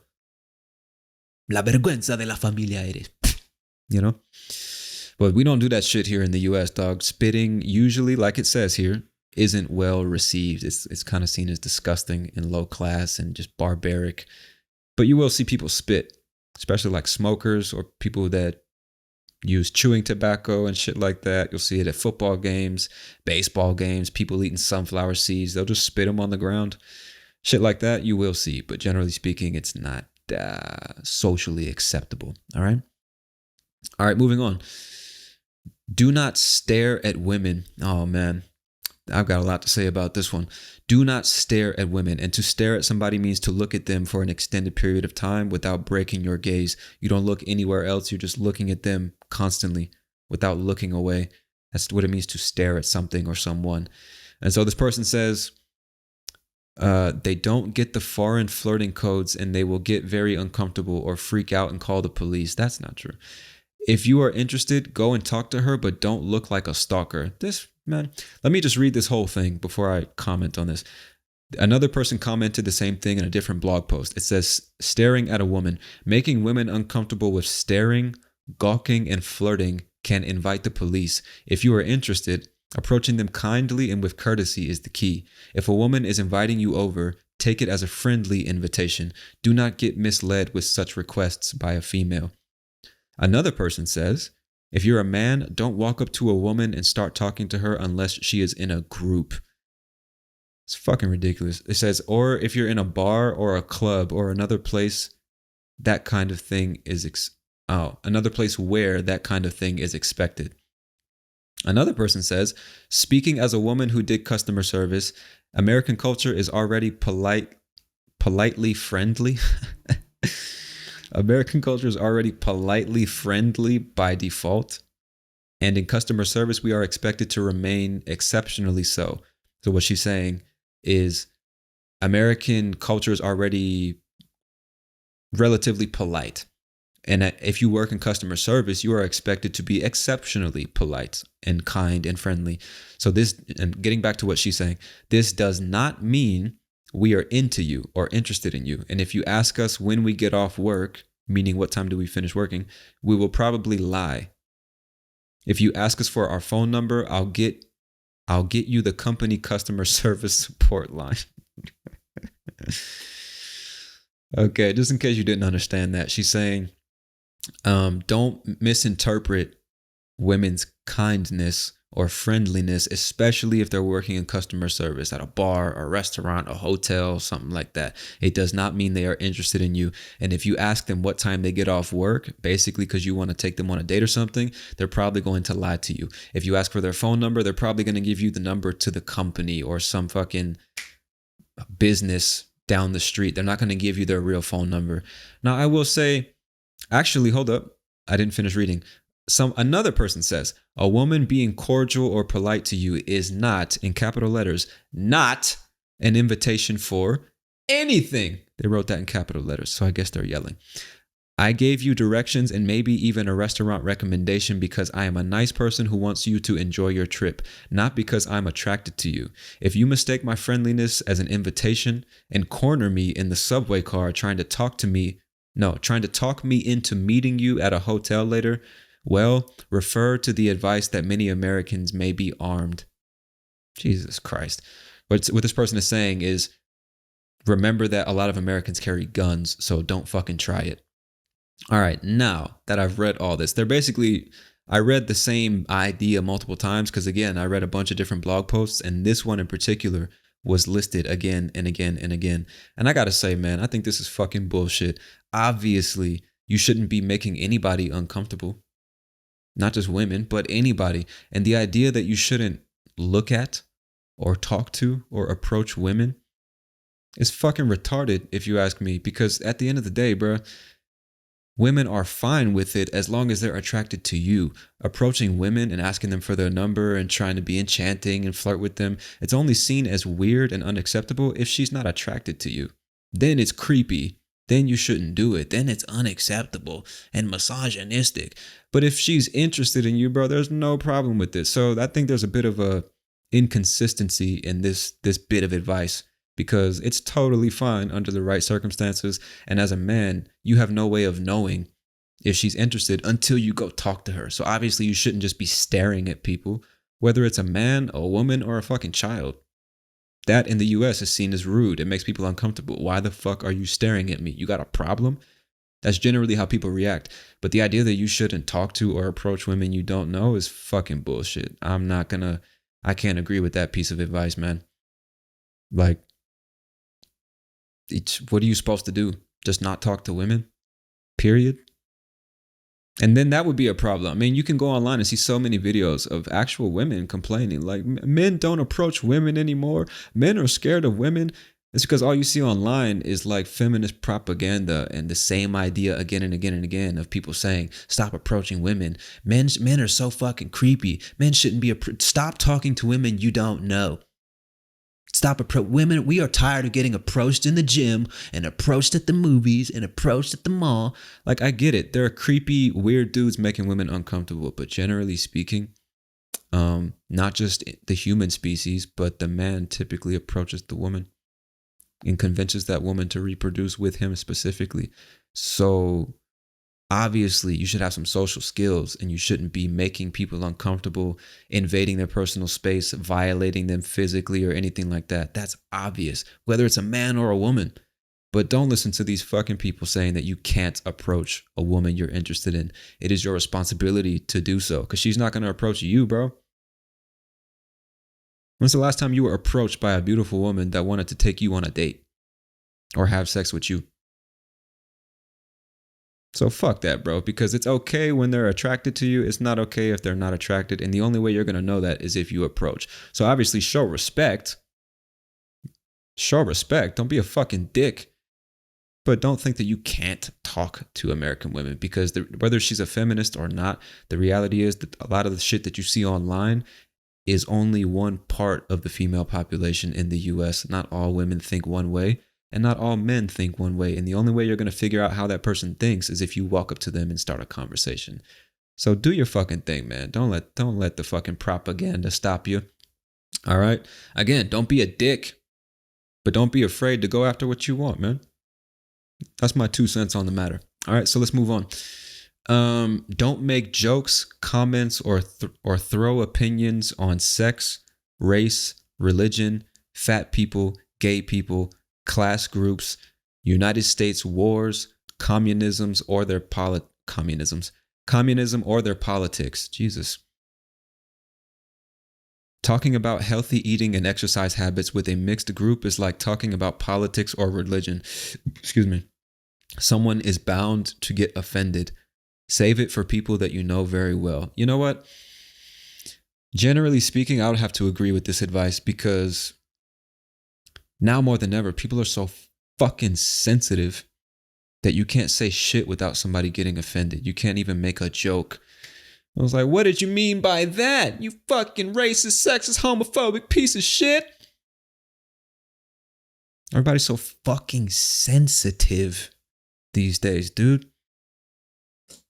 Jesus fucking Christ. So although I don't really respect it, I will agree with the piece of advice that you should probably avoid jokes about gender or race or religion or fat people or gay people or social class or anything related to a war that the US is involved in, anything related to communism or politics. You should probably avoid those things if you don't know the person well, because man, in every country, not just the US, people get very volatile about those things. And, you know, it's like culturally normal now to get offended by every fucking thing.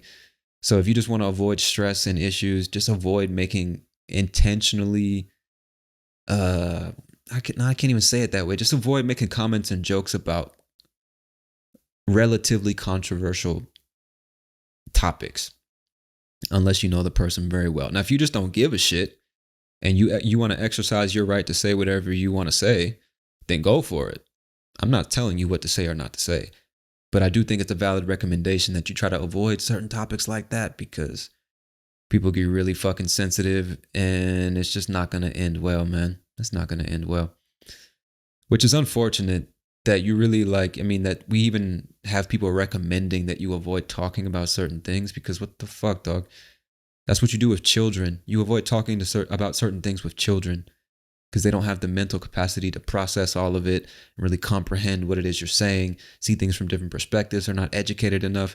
But as adults, as fucking adults, if you're incapable of hearing something you disagree with, or you're incapable of understanding that somebody made a joke about a group of people that you identify with, like, you're just an old ass child, if you ask me. It's fucking ridiculous. It's fucking ridiculous. And everybody's scared, right? Everybody's so fucking scared to say what it is they really think because they don't want to get canceled. They don't want to get labeled as homophobic or racist or transphobic or fucking fat phobic or whatever. It's fucking stupid. Everybody's so scared to say what they fucking think, even though we all know what we're fucking thinking. So say what you want. My recommendation, say whatever the fuck you want. Just understand you might find yourself in some complicated situations, some arguments. You might offend people, rub people the wrong way if you make jokes about those topics I just mentioned. And so then I found on a different blog post, this person says you should never mention size. And they say, in your country, fat people might be shunned and obesity is widely accepted as a health problem. In America, there's an odd duality of 1, love your image, and 2, skinny is good.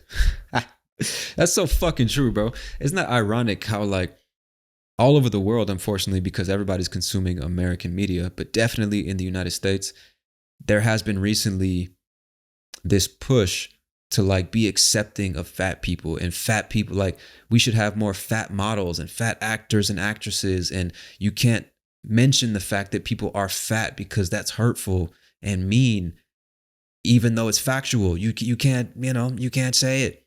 You can't fucking do it. Don't mention people's fatness. You need to be accepting, right? Love your body. You're perfect the way you are, girl. 350 pounds. You don't need to lose any weight. You are perfect the way you are. 600 pounds, young man. Keep playing those video games and eating those Cheetos. Nothing wrong with that. You fat fuck. We love you. And at the very same time, there is a push and like a constant demonstration, or what's the word I'm looking for?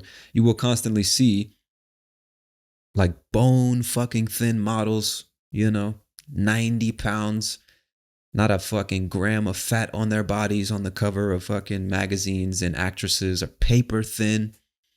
You will see like this weird duality where it's like they're still choosing the skinniest possible people to be models and actresses and the faces of companies and in advertisements and shit. And at the same time, pushing this idea that like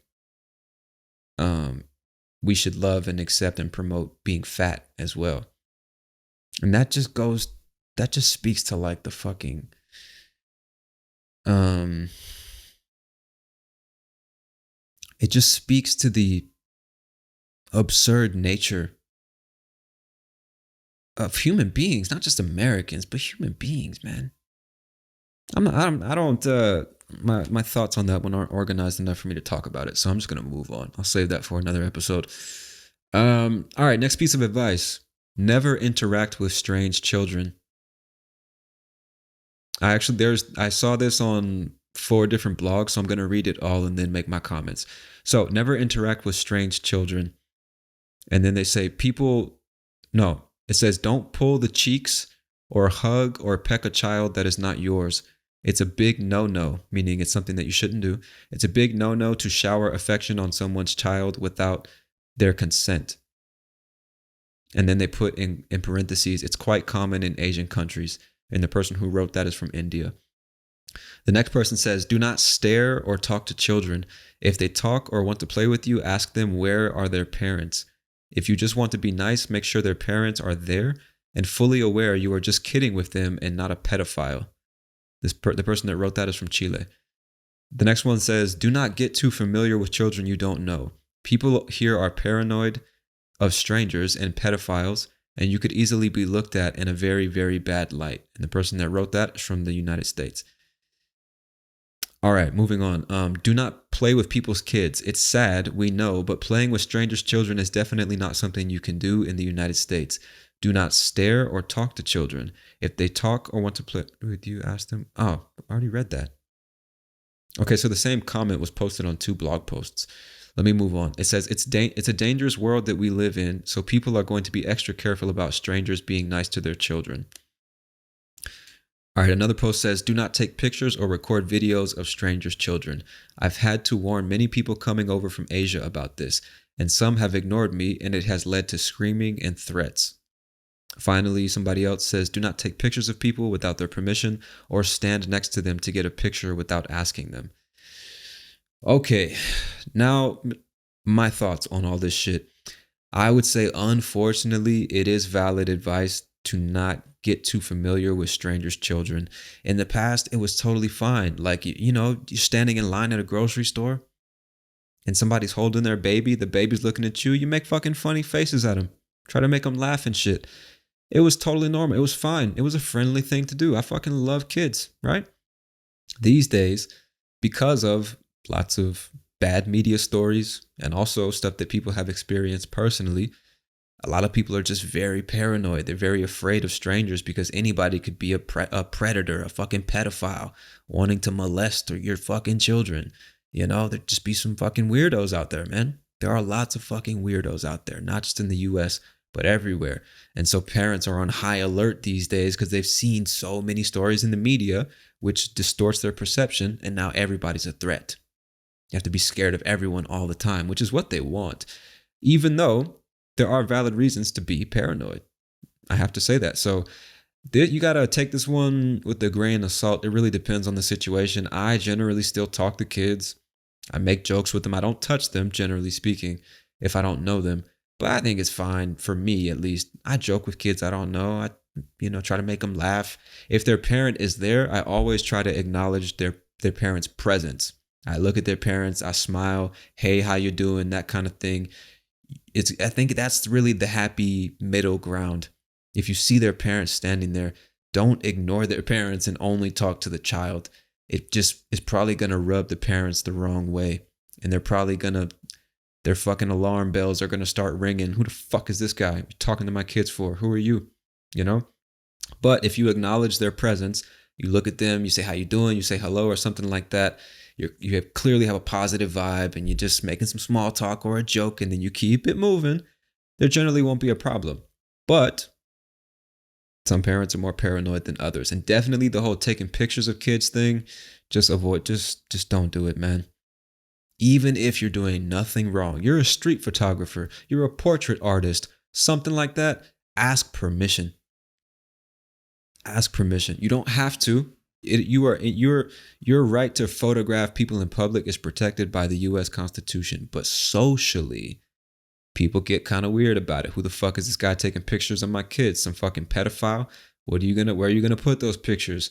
Who the fuck are you, bro? You're not gonna speak to me first? That's my kid. That's how a lot of people think. So you really got to be careful taking pictures of people's kids, recording them in the streets, talking to them, playing with them.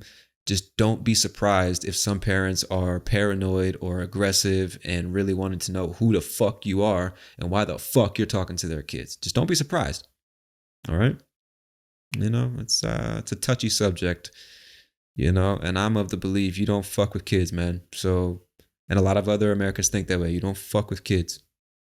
All right? You got a problem, you deal with me. You don't fuck with kids. So, hopefully I've made the point. I don't want to get repetitive here, but just be careful around kids that you don't know. All right, let's move on. All right, this person says Americans are uncomfortable with silence. I'm so tired of that fucking narrative. A lot of Americans maybe, but not all of them. So this person says avoid silences. Americans have a weird obsession with keeping a conversation flowing.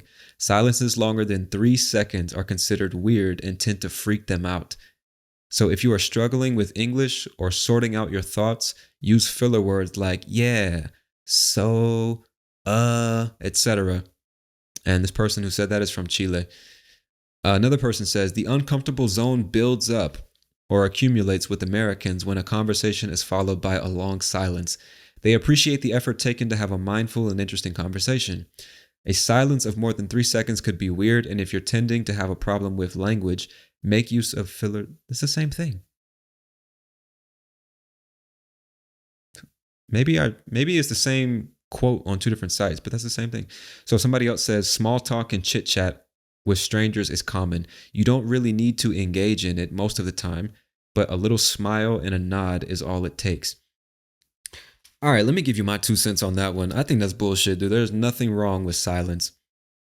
And maybe I'm saying that because I'm an introvert, but you don't have to fill every fucking second with noise just to fill it with noise. If you don't have anything to say, don't fucking say anything. It's not your responsibility to make other people comfortable in your presence, So if you don't want to talk, don't fucking talk. Now understand that might make some people uncomfortable. They might think, oh, this person has a problem. They don't like me, blah, blah, blah. But you don't have control over that. You don't have to force a conversation about the fucking weather or some stupid shit like that if you don't want to. If you don't want to talk, you don't have to talk. You don't need to fill silence with, yeah, so, and, yeah, yeah, all right. You don't have to do that. You don't have to do that. A lot of Americans might, but you don't have to. I think that really depends on the person and your cultural background. because not everybody just is trying to force small talk and fill every moment of silence with words. A lot of us are totally fine with silence, man. We don't mind conversation. If you have something interesting to talk about, a lot of Americans are totally open to talking about it. But just talking for the sake of talking, you don't have to do that shit. I find it fucking annoying. You know, people just trying to fill. It's like, dude, why can't we just sit here and enjoy each other's presence? Right? Like in silence. We don't need to be talking all the time. But anyway, take that one with a grain of salt. Depends on the person. Like all of these, it depends on the person, right? All right, moving on. One thing you should never do is smoke. It says smoking anywhere is what you shouldn't do. So let me read what they said. It's everyone's right to breathe clean air. And with this philosophy, many places in the United States have banned smoking. The workplaces and public places are witnessing a great initiative of being smoke-free. Another website, somebody said, don't smoke cigarettes in the U.S. Cigarettes have become very taboo in the U.S., and people will look at you like you're trying to kill their baby if you smoke around them.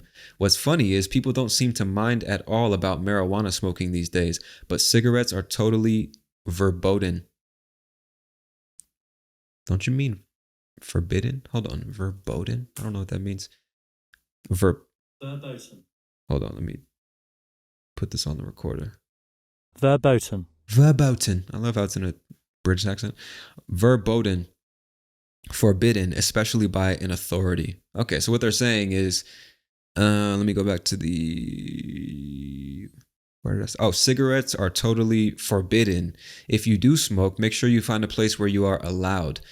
It will vary by state, but there's usually a prescribed distance from entryways that you can smoke. Most hotels, restaurants, and indoor public spaces are smoke-free in the U.S. That is true.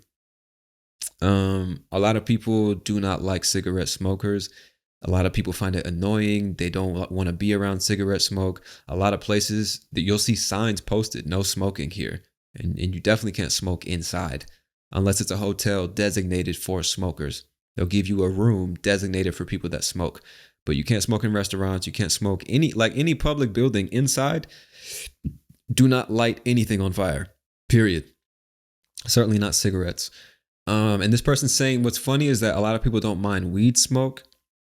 I also think that depends. I know a lot of people that hate weed smoke, and other people don't mind it. I don't mind marijuana smoke, cigarette smoke, cigar smoke. I smoke, so obviously I don't mind the smell of smoke, but a lot of people do. And a lot of people probably won't like you just because you smoke cigarettes. And you can be like fined in some cases if you're smoking in a non-smoking area. And so if you're in a public place or a business or something, ask people, where can I go to smoke or something like that, just to be safe. But if you're walking down the street, you can smoke cigarettes if you want. Nobody can stop you from doing that. It's not illegal. A lot of people just don't like it, but shit, if you want to smoke, fucking smoke, right? As far as weed, it depends on the state. It's legal in some states, it's not legal in others. And I believe they treat weed like they treat alcohol. I don't think you can just walk down the streets smoking weed. You have to be at home or something like that. The same way you can't drink alcohol walking down the street. Now, if you go to a place like California, like San Diego, for example, man, LA and shit, you will see people at public parks walking down the street smoking fat ass blunts and joints and shit like that. You will see it, but you probably shouldn't partake in that behavior, you know? Yeah, we'll just leave it at that. All right, let's move on. Showing the middle finger. It's the USA. Everything is cool here. If you are visiting with this mentality, you might get a setback. Pointing a middle finger at someone can get you killed in the United States. That's actually true. While other gestures like putting a thumbs up or having your hands in your pocket or using a left hand are perfectly common. Oh, I see what they're saying. So, okay, putting your thumbs up to people in the United States is acceptable. Having your hands in your pocket is acceptable, though it might make some people nervous. Or using your left hand for things is perfectly common. I know that's not acceptable in some cultures, but in the US, we don't give a fuck. Left hand, right hand, do what you want. But giving somebody the middle finger, flipping the bird, as they say, flipping someone the bird or flipping them the middle finger, giving somebody the middle finger, that basically what you're communicating, what that represents is fuck you. So if you show somebody your middle finger, you're saying fuck you, right? It's very disrespectful. And in extreme cases, you can get killed. You know, some people are just not all the way there mentally, you know, and if they got a weapon and they feel disrespected, what, fuck me? Saying fuck me? Well, fuck you. And then fucking, you're on the 6 o'clock news. So yeah, just, you know, the middle finger, try to, unless you mean to say fuck you, just don't show people your middle finger. All right. Moving on. This one says, don't frown. Jesus Christ. Let me give you the definition of frown. Definition. To furrow one's brows in an expression indicating disapproval, displeasure, or concentration. A facial expression indicating okay, yeah. That's what it means to. It's basically the opposite of smile. They're saying don't have an angry or disapproving look on your face.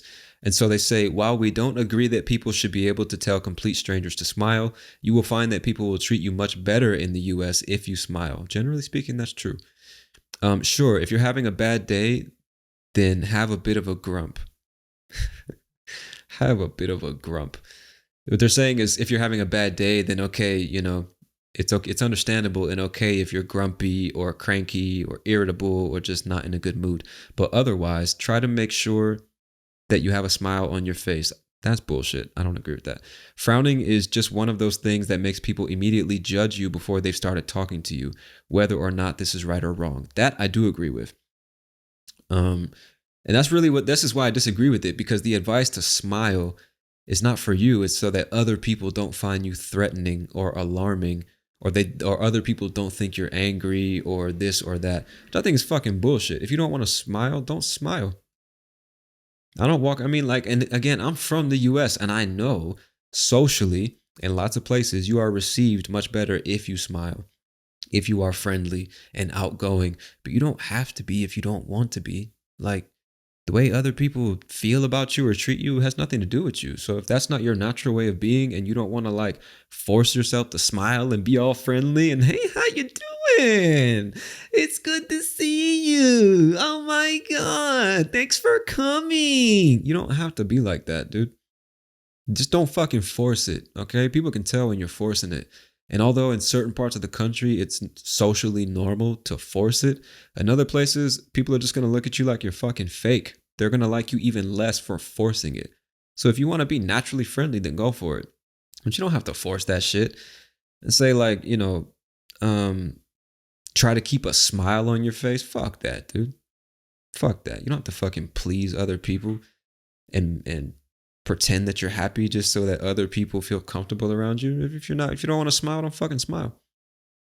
You know? But it is important, and the reason I put it on the list, it is important to understand that in certain parts of the country, with certain people of certain cultural backgrounds, they really do value that type of stuff.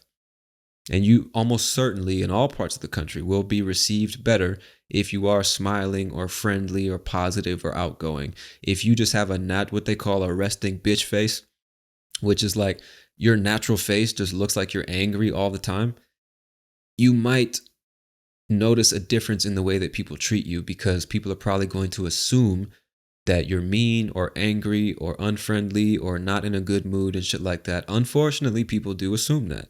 They judge you off of what you look like and the vibe that you give off instead of just talking to you. And that's true around the world, not just in the US, right? So it's just something to be aware of, although I don't agree with that cultural norm. All right. Moving on. Another one that I think is fucking ridiculous, but it's very valid. You should never insult the flag or just the US in general or the military in the United States. Do not fucking do it. A lot of people in the US, as I'm sure you've heard, are quite patriotic. They take the flag very seriously. Now I'm reading a comment here. It says the people in the US take the flag very seriously. So if you're from a country where people are less bothered, meaning they care less about that type of thing, just keep this in mind when you're making comments about the US flag or the military.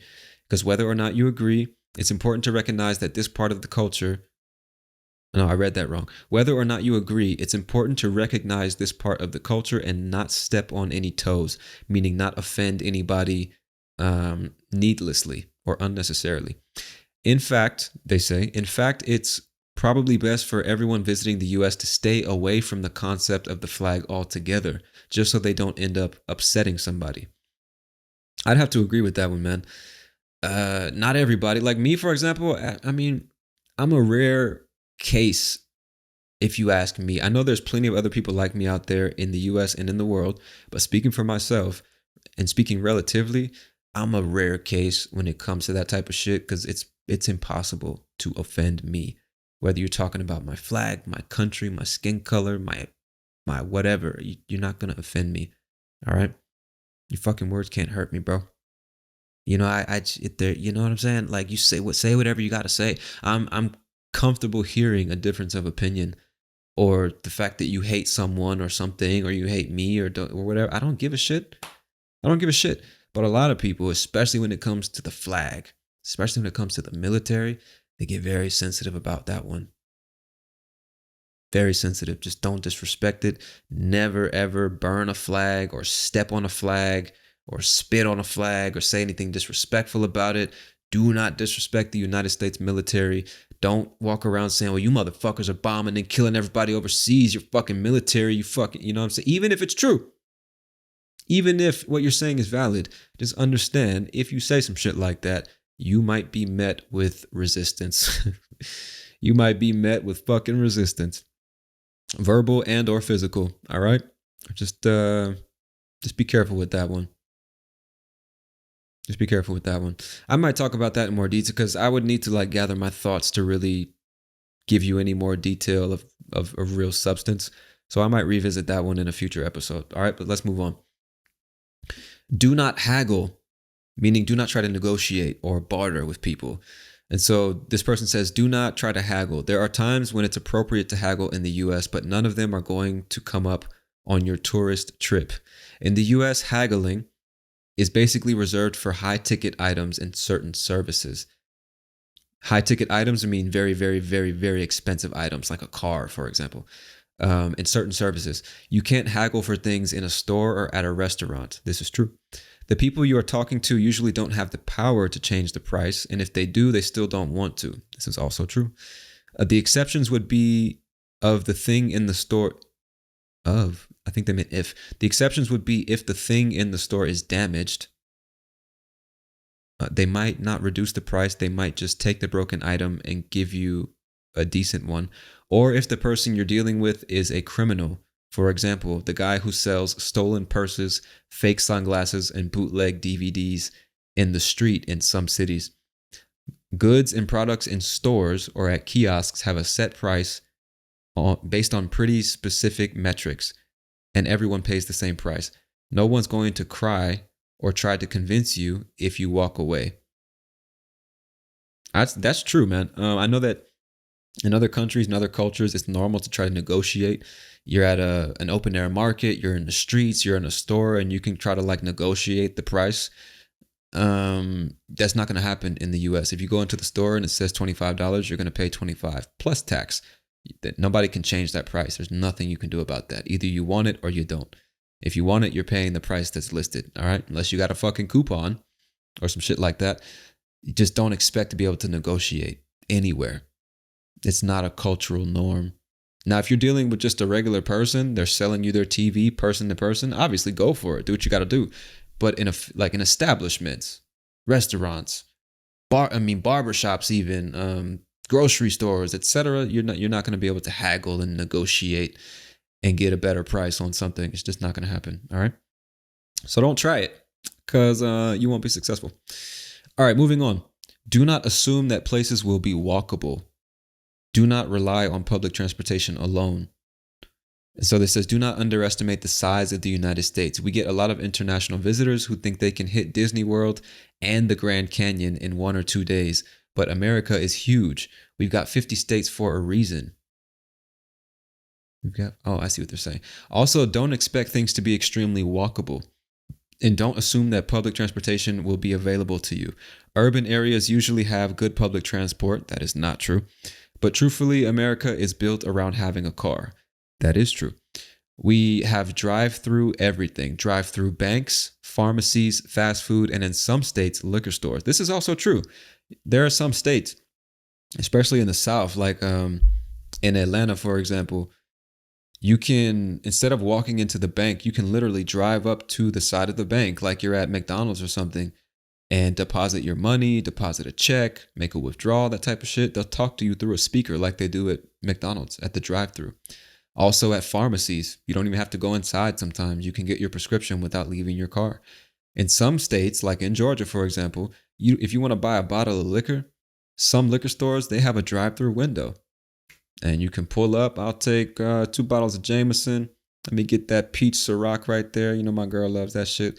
And let me get the Hennessy and 2 6-packs. And they'll just pass you all that shit through the window. Don't even have to get out. Which is pretty cool. I mean, it's probably just one more reason why we're so fucking fat and lazy. But it is cool for convenience, right? And so they said, do not get weirded out if Americans wave and random. Oh, that's something different. Okay. So yeah, what they're saying basically is if you come from a relatively small country and your city, it's normal to walk everywhere or just use public transportation. Don't expect that to be the case in the US because the country really was built for cars. So generally speaking, everything is very far, like very spread apart is what I'm saying. So you can't really live a good life. You're going to have a very hard time without some form of transportation in the US. So if you don't have a car here, you're not renting one or something, or your friend doesn't have one, you're going to spend a ridiculous amount of money on Uber because you can't just walk to the grocery store or the pharmacy or a restaurant. You're going to have to drive almost everywhere. Almost everywhere, unless you live in the middle of an urban area. And even still, stuff is pretty, spread pretty far apart. So you need a car or Uber or an electric bike or a motorcycle or something. And you really shouldn't come here assuming that public transportation is going to be reliable.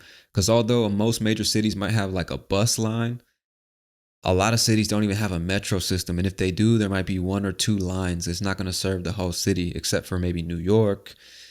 What other city? Maybe Chicago has a decent transit system from what I understand. But that's about it. So you need wheels. All right. And so they said, don't expect to come thinking you can see Disney World, which is in Orlando, Florida, and the Grand Canyon in Arizona. You're going to have to fly 4 or 5 hours to get from one to the other. It's a gigantic country. And even in the cities, everything is just very far. Like every place is far from another place. So life is really hard without a car in the US, as you will see if you ever get to visit one day. I shouldn't say get to visit, if you ever choose to visit one day. All right. That's one thing I like about being here in Cali. It's a decent sized city. There's 2 million people, more or less. But each neighborhood that I've stayed in, I've been in 3 different neighborhoods now. Each neighborhood feels like a small town because everything you need is within walking distance. The barbershop and the grocery store and the pharmacy and the dentist and the hospital and restaurants and football fields and a park and shit like that. You can walk basically everywhere. And even if you got to call an Uber or a moto taxi or something like that, you don't have to go extremely far to get most places. You know what I mean? That's one thing I really like about being here is I rarely need an Uber for anything. I can walk to everywhere I need to go. And in all 3 neighborhoods I've stayed in since I've been here.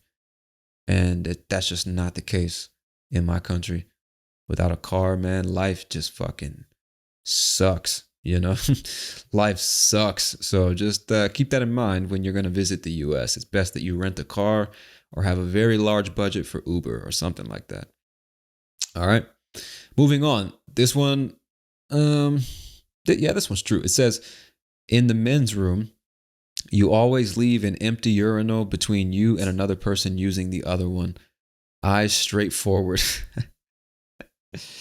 This is definitely true. I don't know. This is like, man, ladies, y'all probably don't have to. Well, I know you don't have to deal with this. But guys, a urinal is the type of toilet that you stand up to use.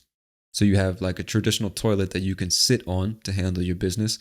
But if you just got to pee, if you're just going to pee, urinate, then you will stand in front of the urinal and urinate or pee, right? When you pee standing up in front of that toilet, that's like basically part of the wall. You can't sit on that kind of toilet. That's a urinal.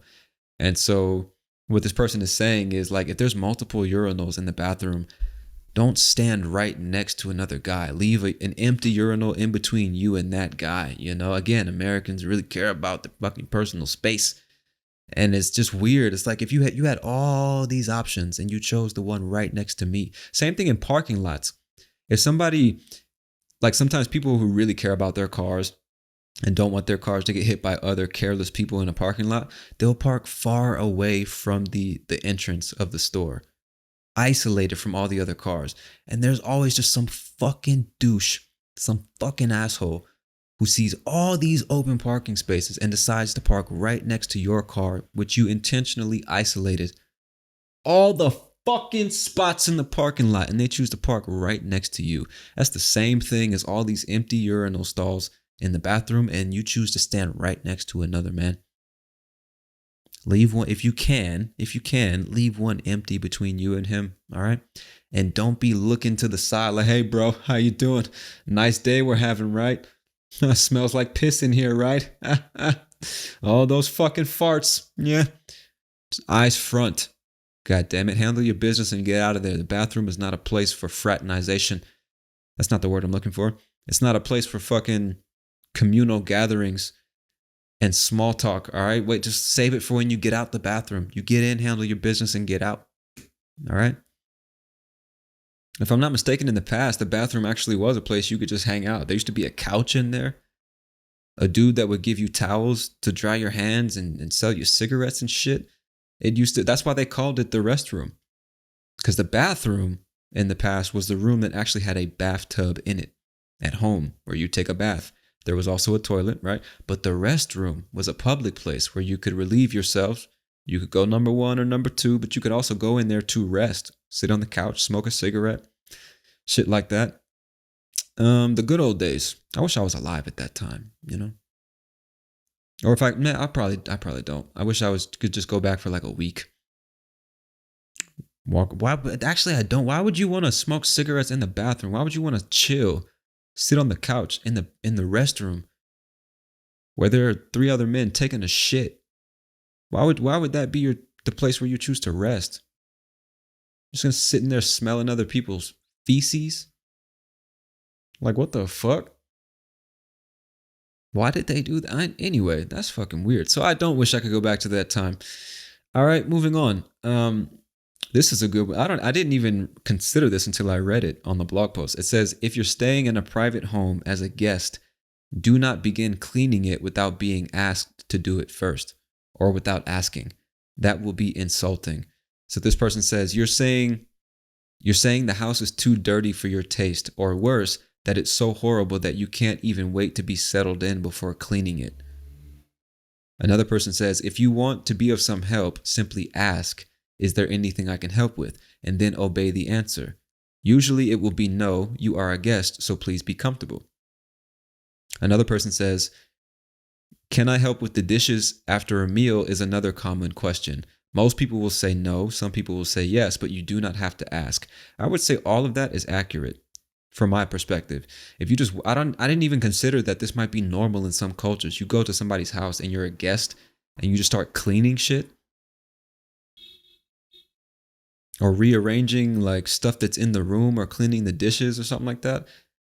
I never even considered that might be culturally normal in some places, because in the US, generally speaking, that's fucking weird.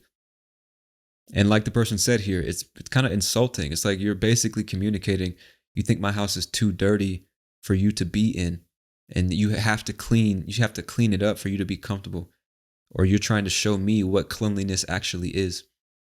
That's what you're just communicating, I think, to most people, including me. You know, it's like, this is not your house. What are you doing? Even if you have good intentions, maybe in your country it means you have like good intentions and you're trying to like help out.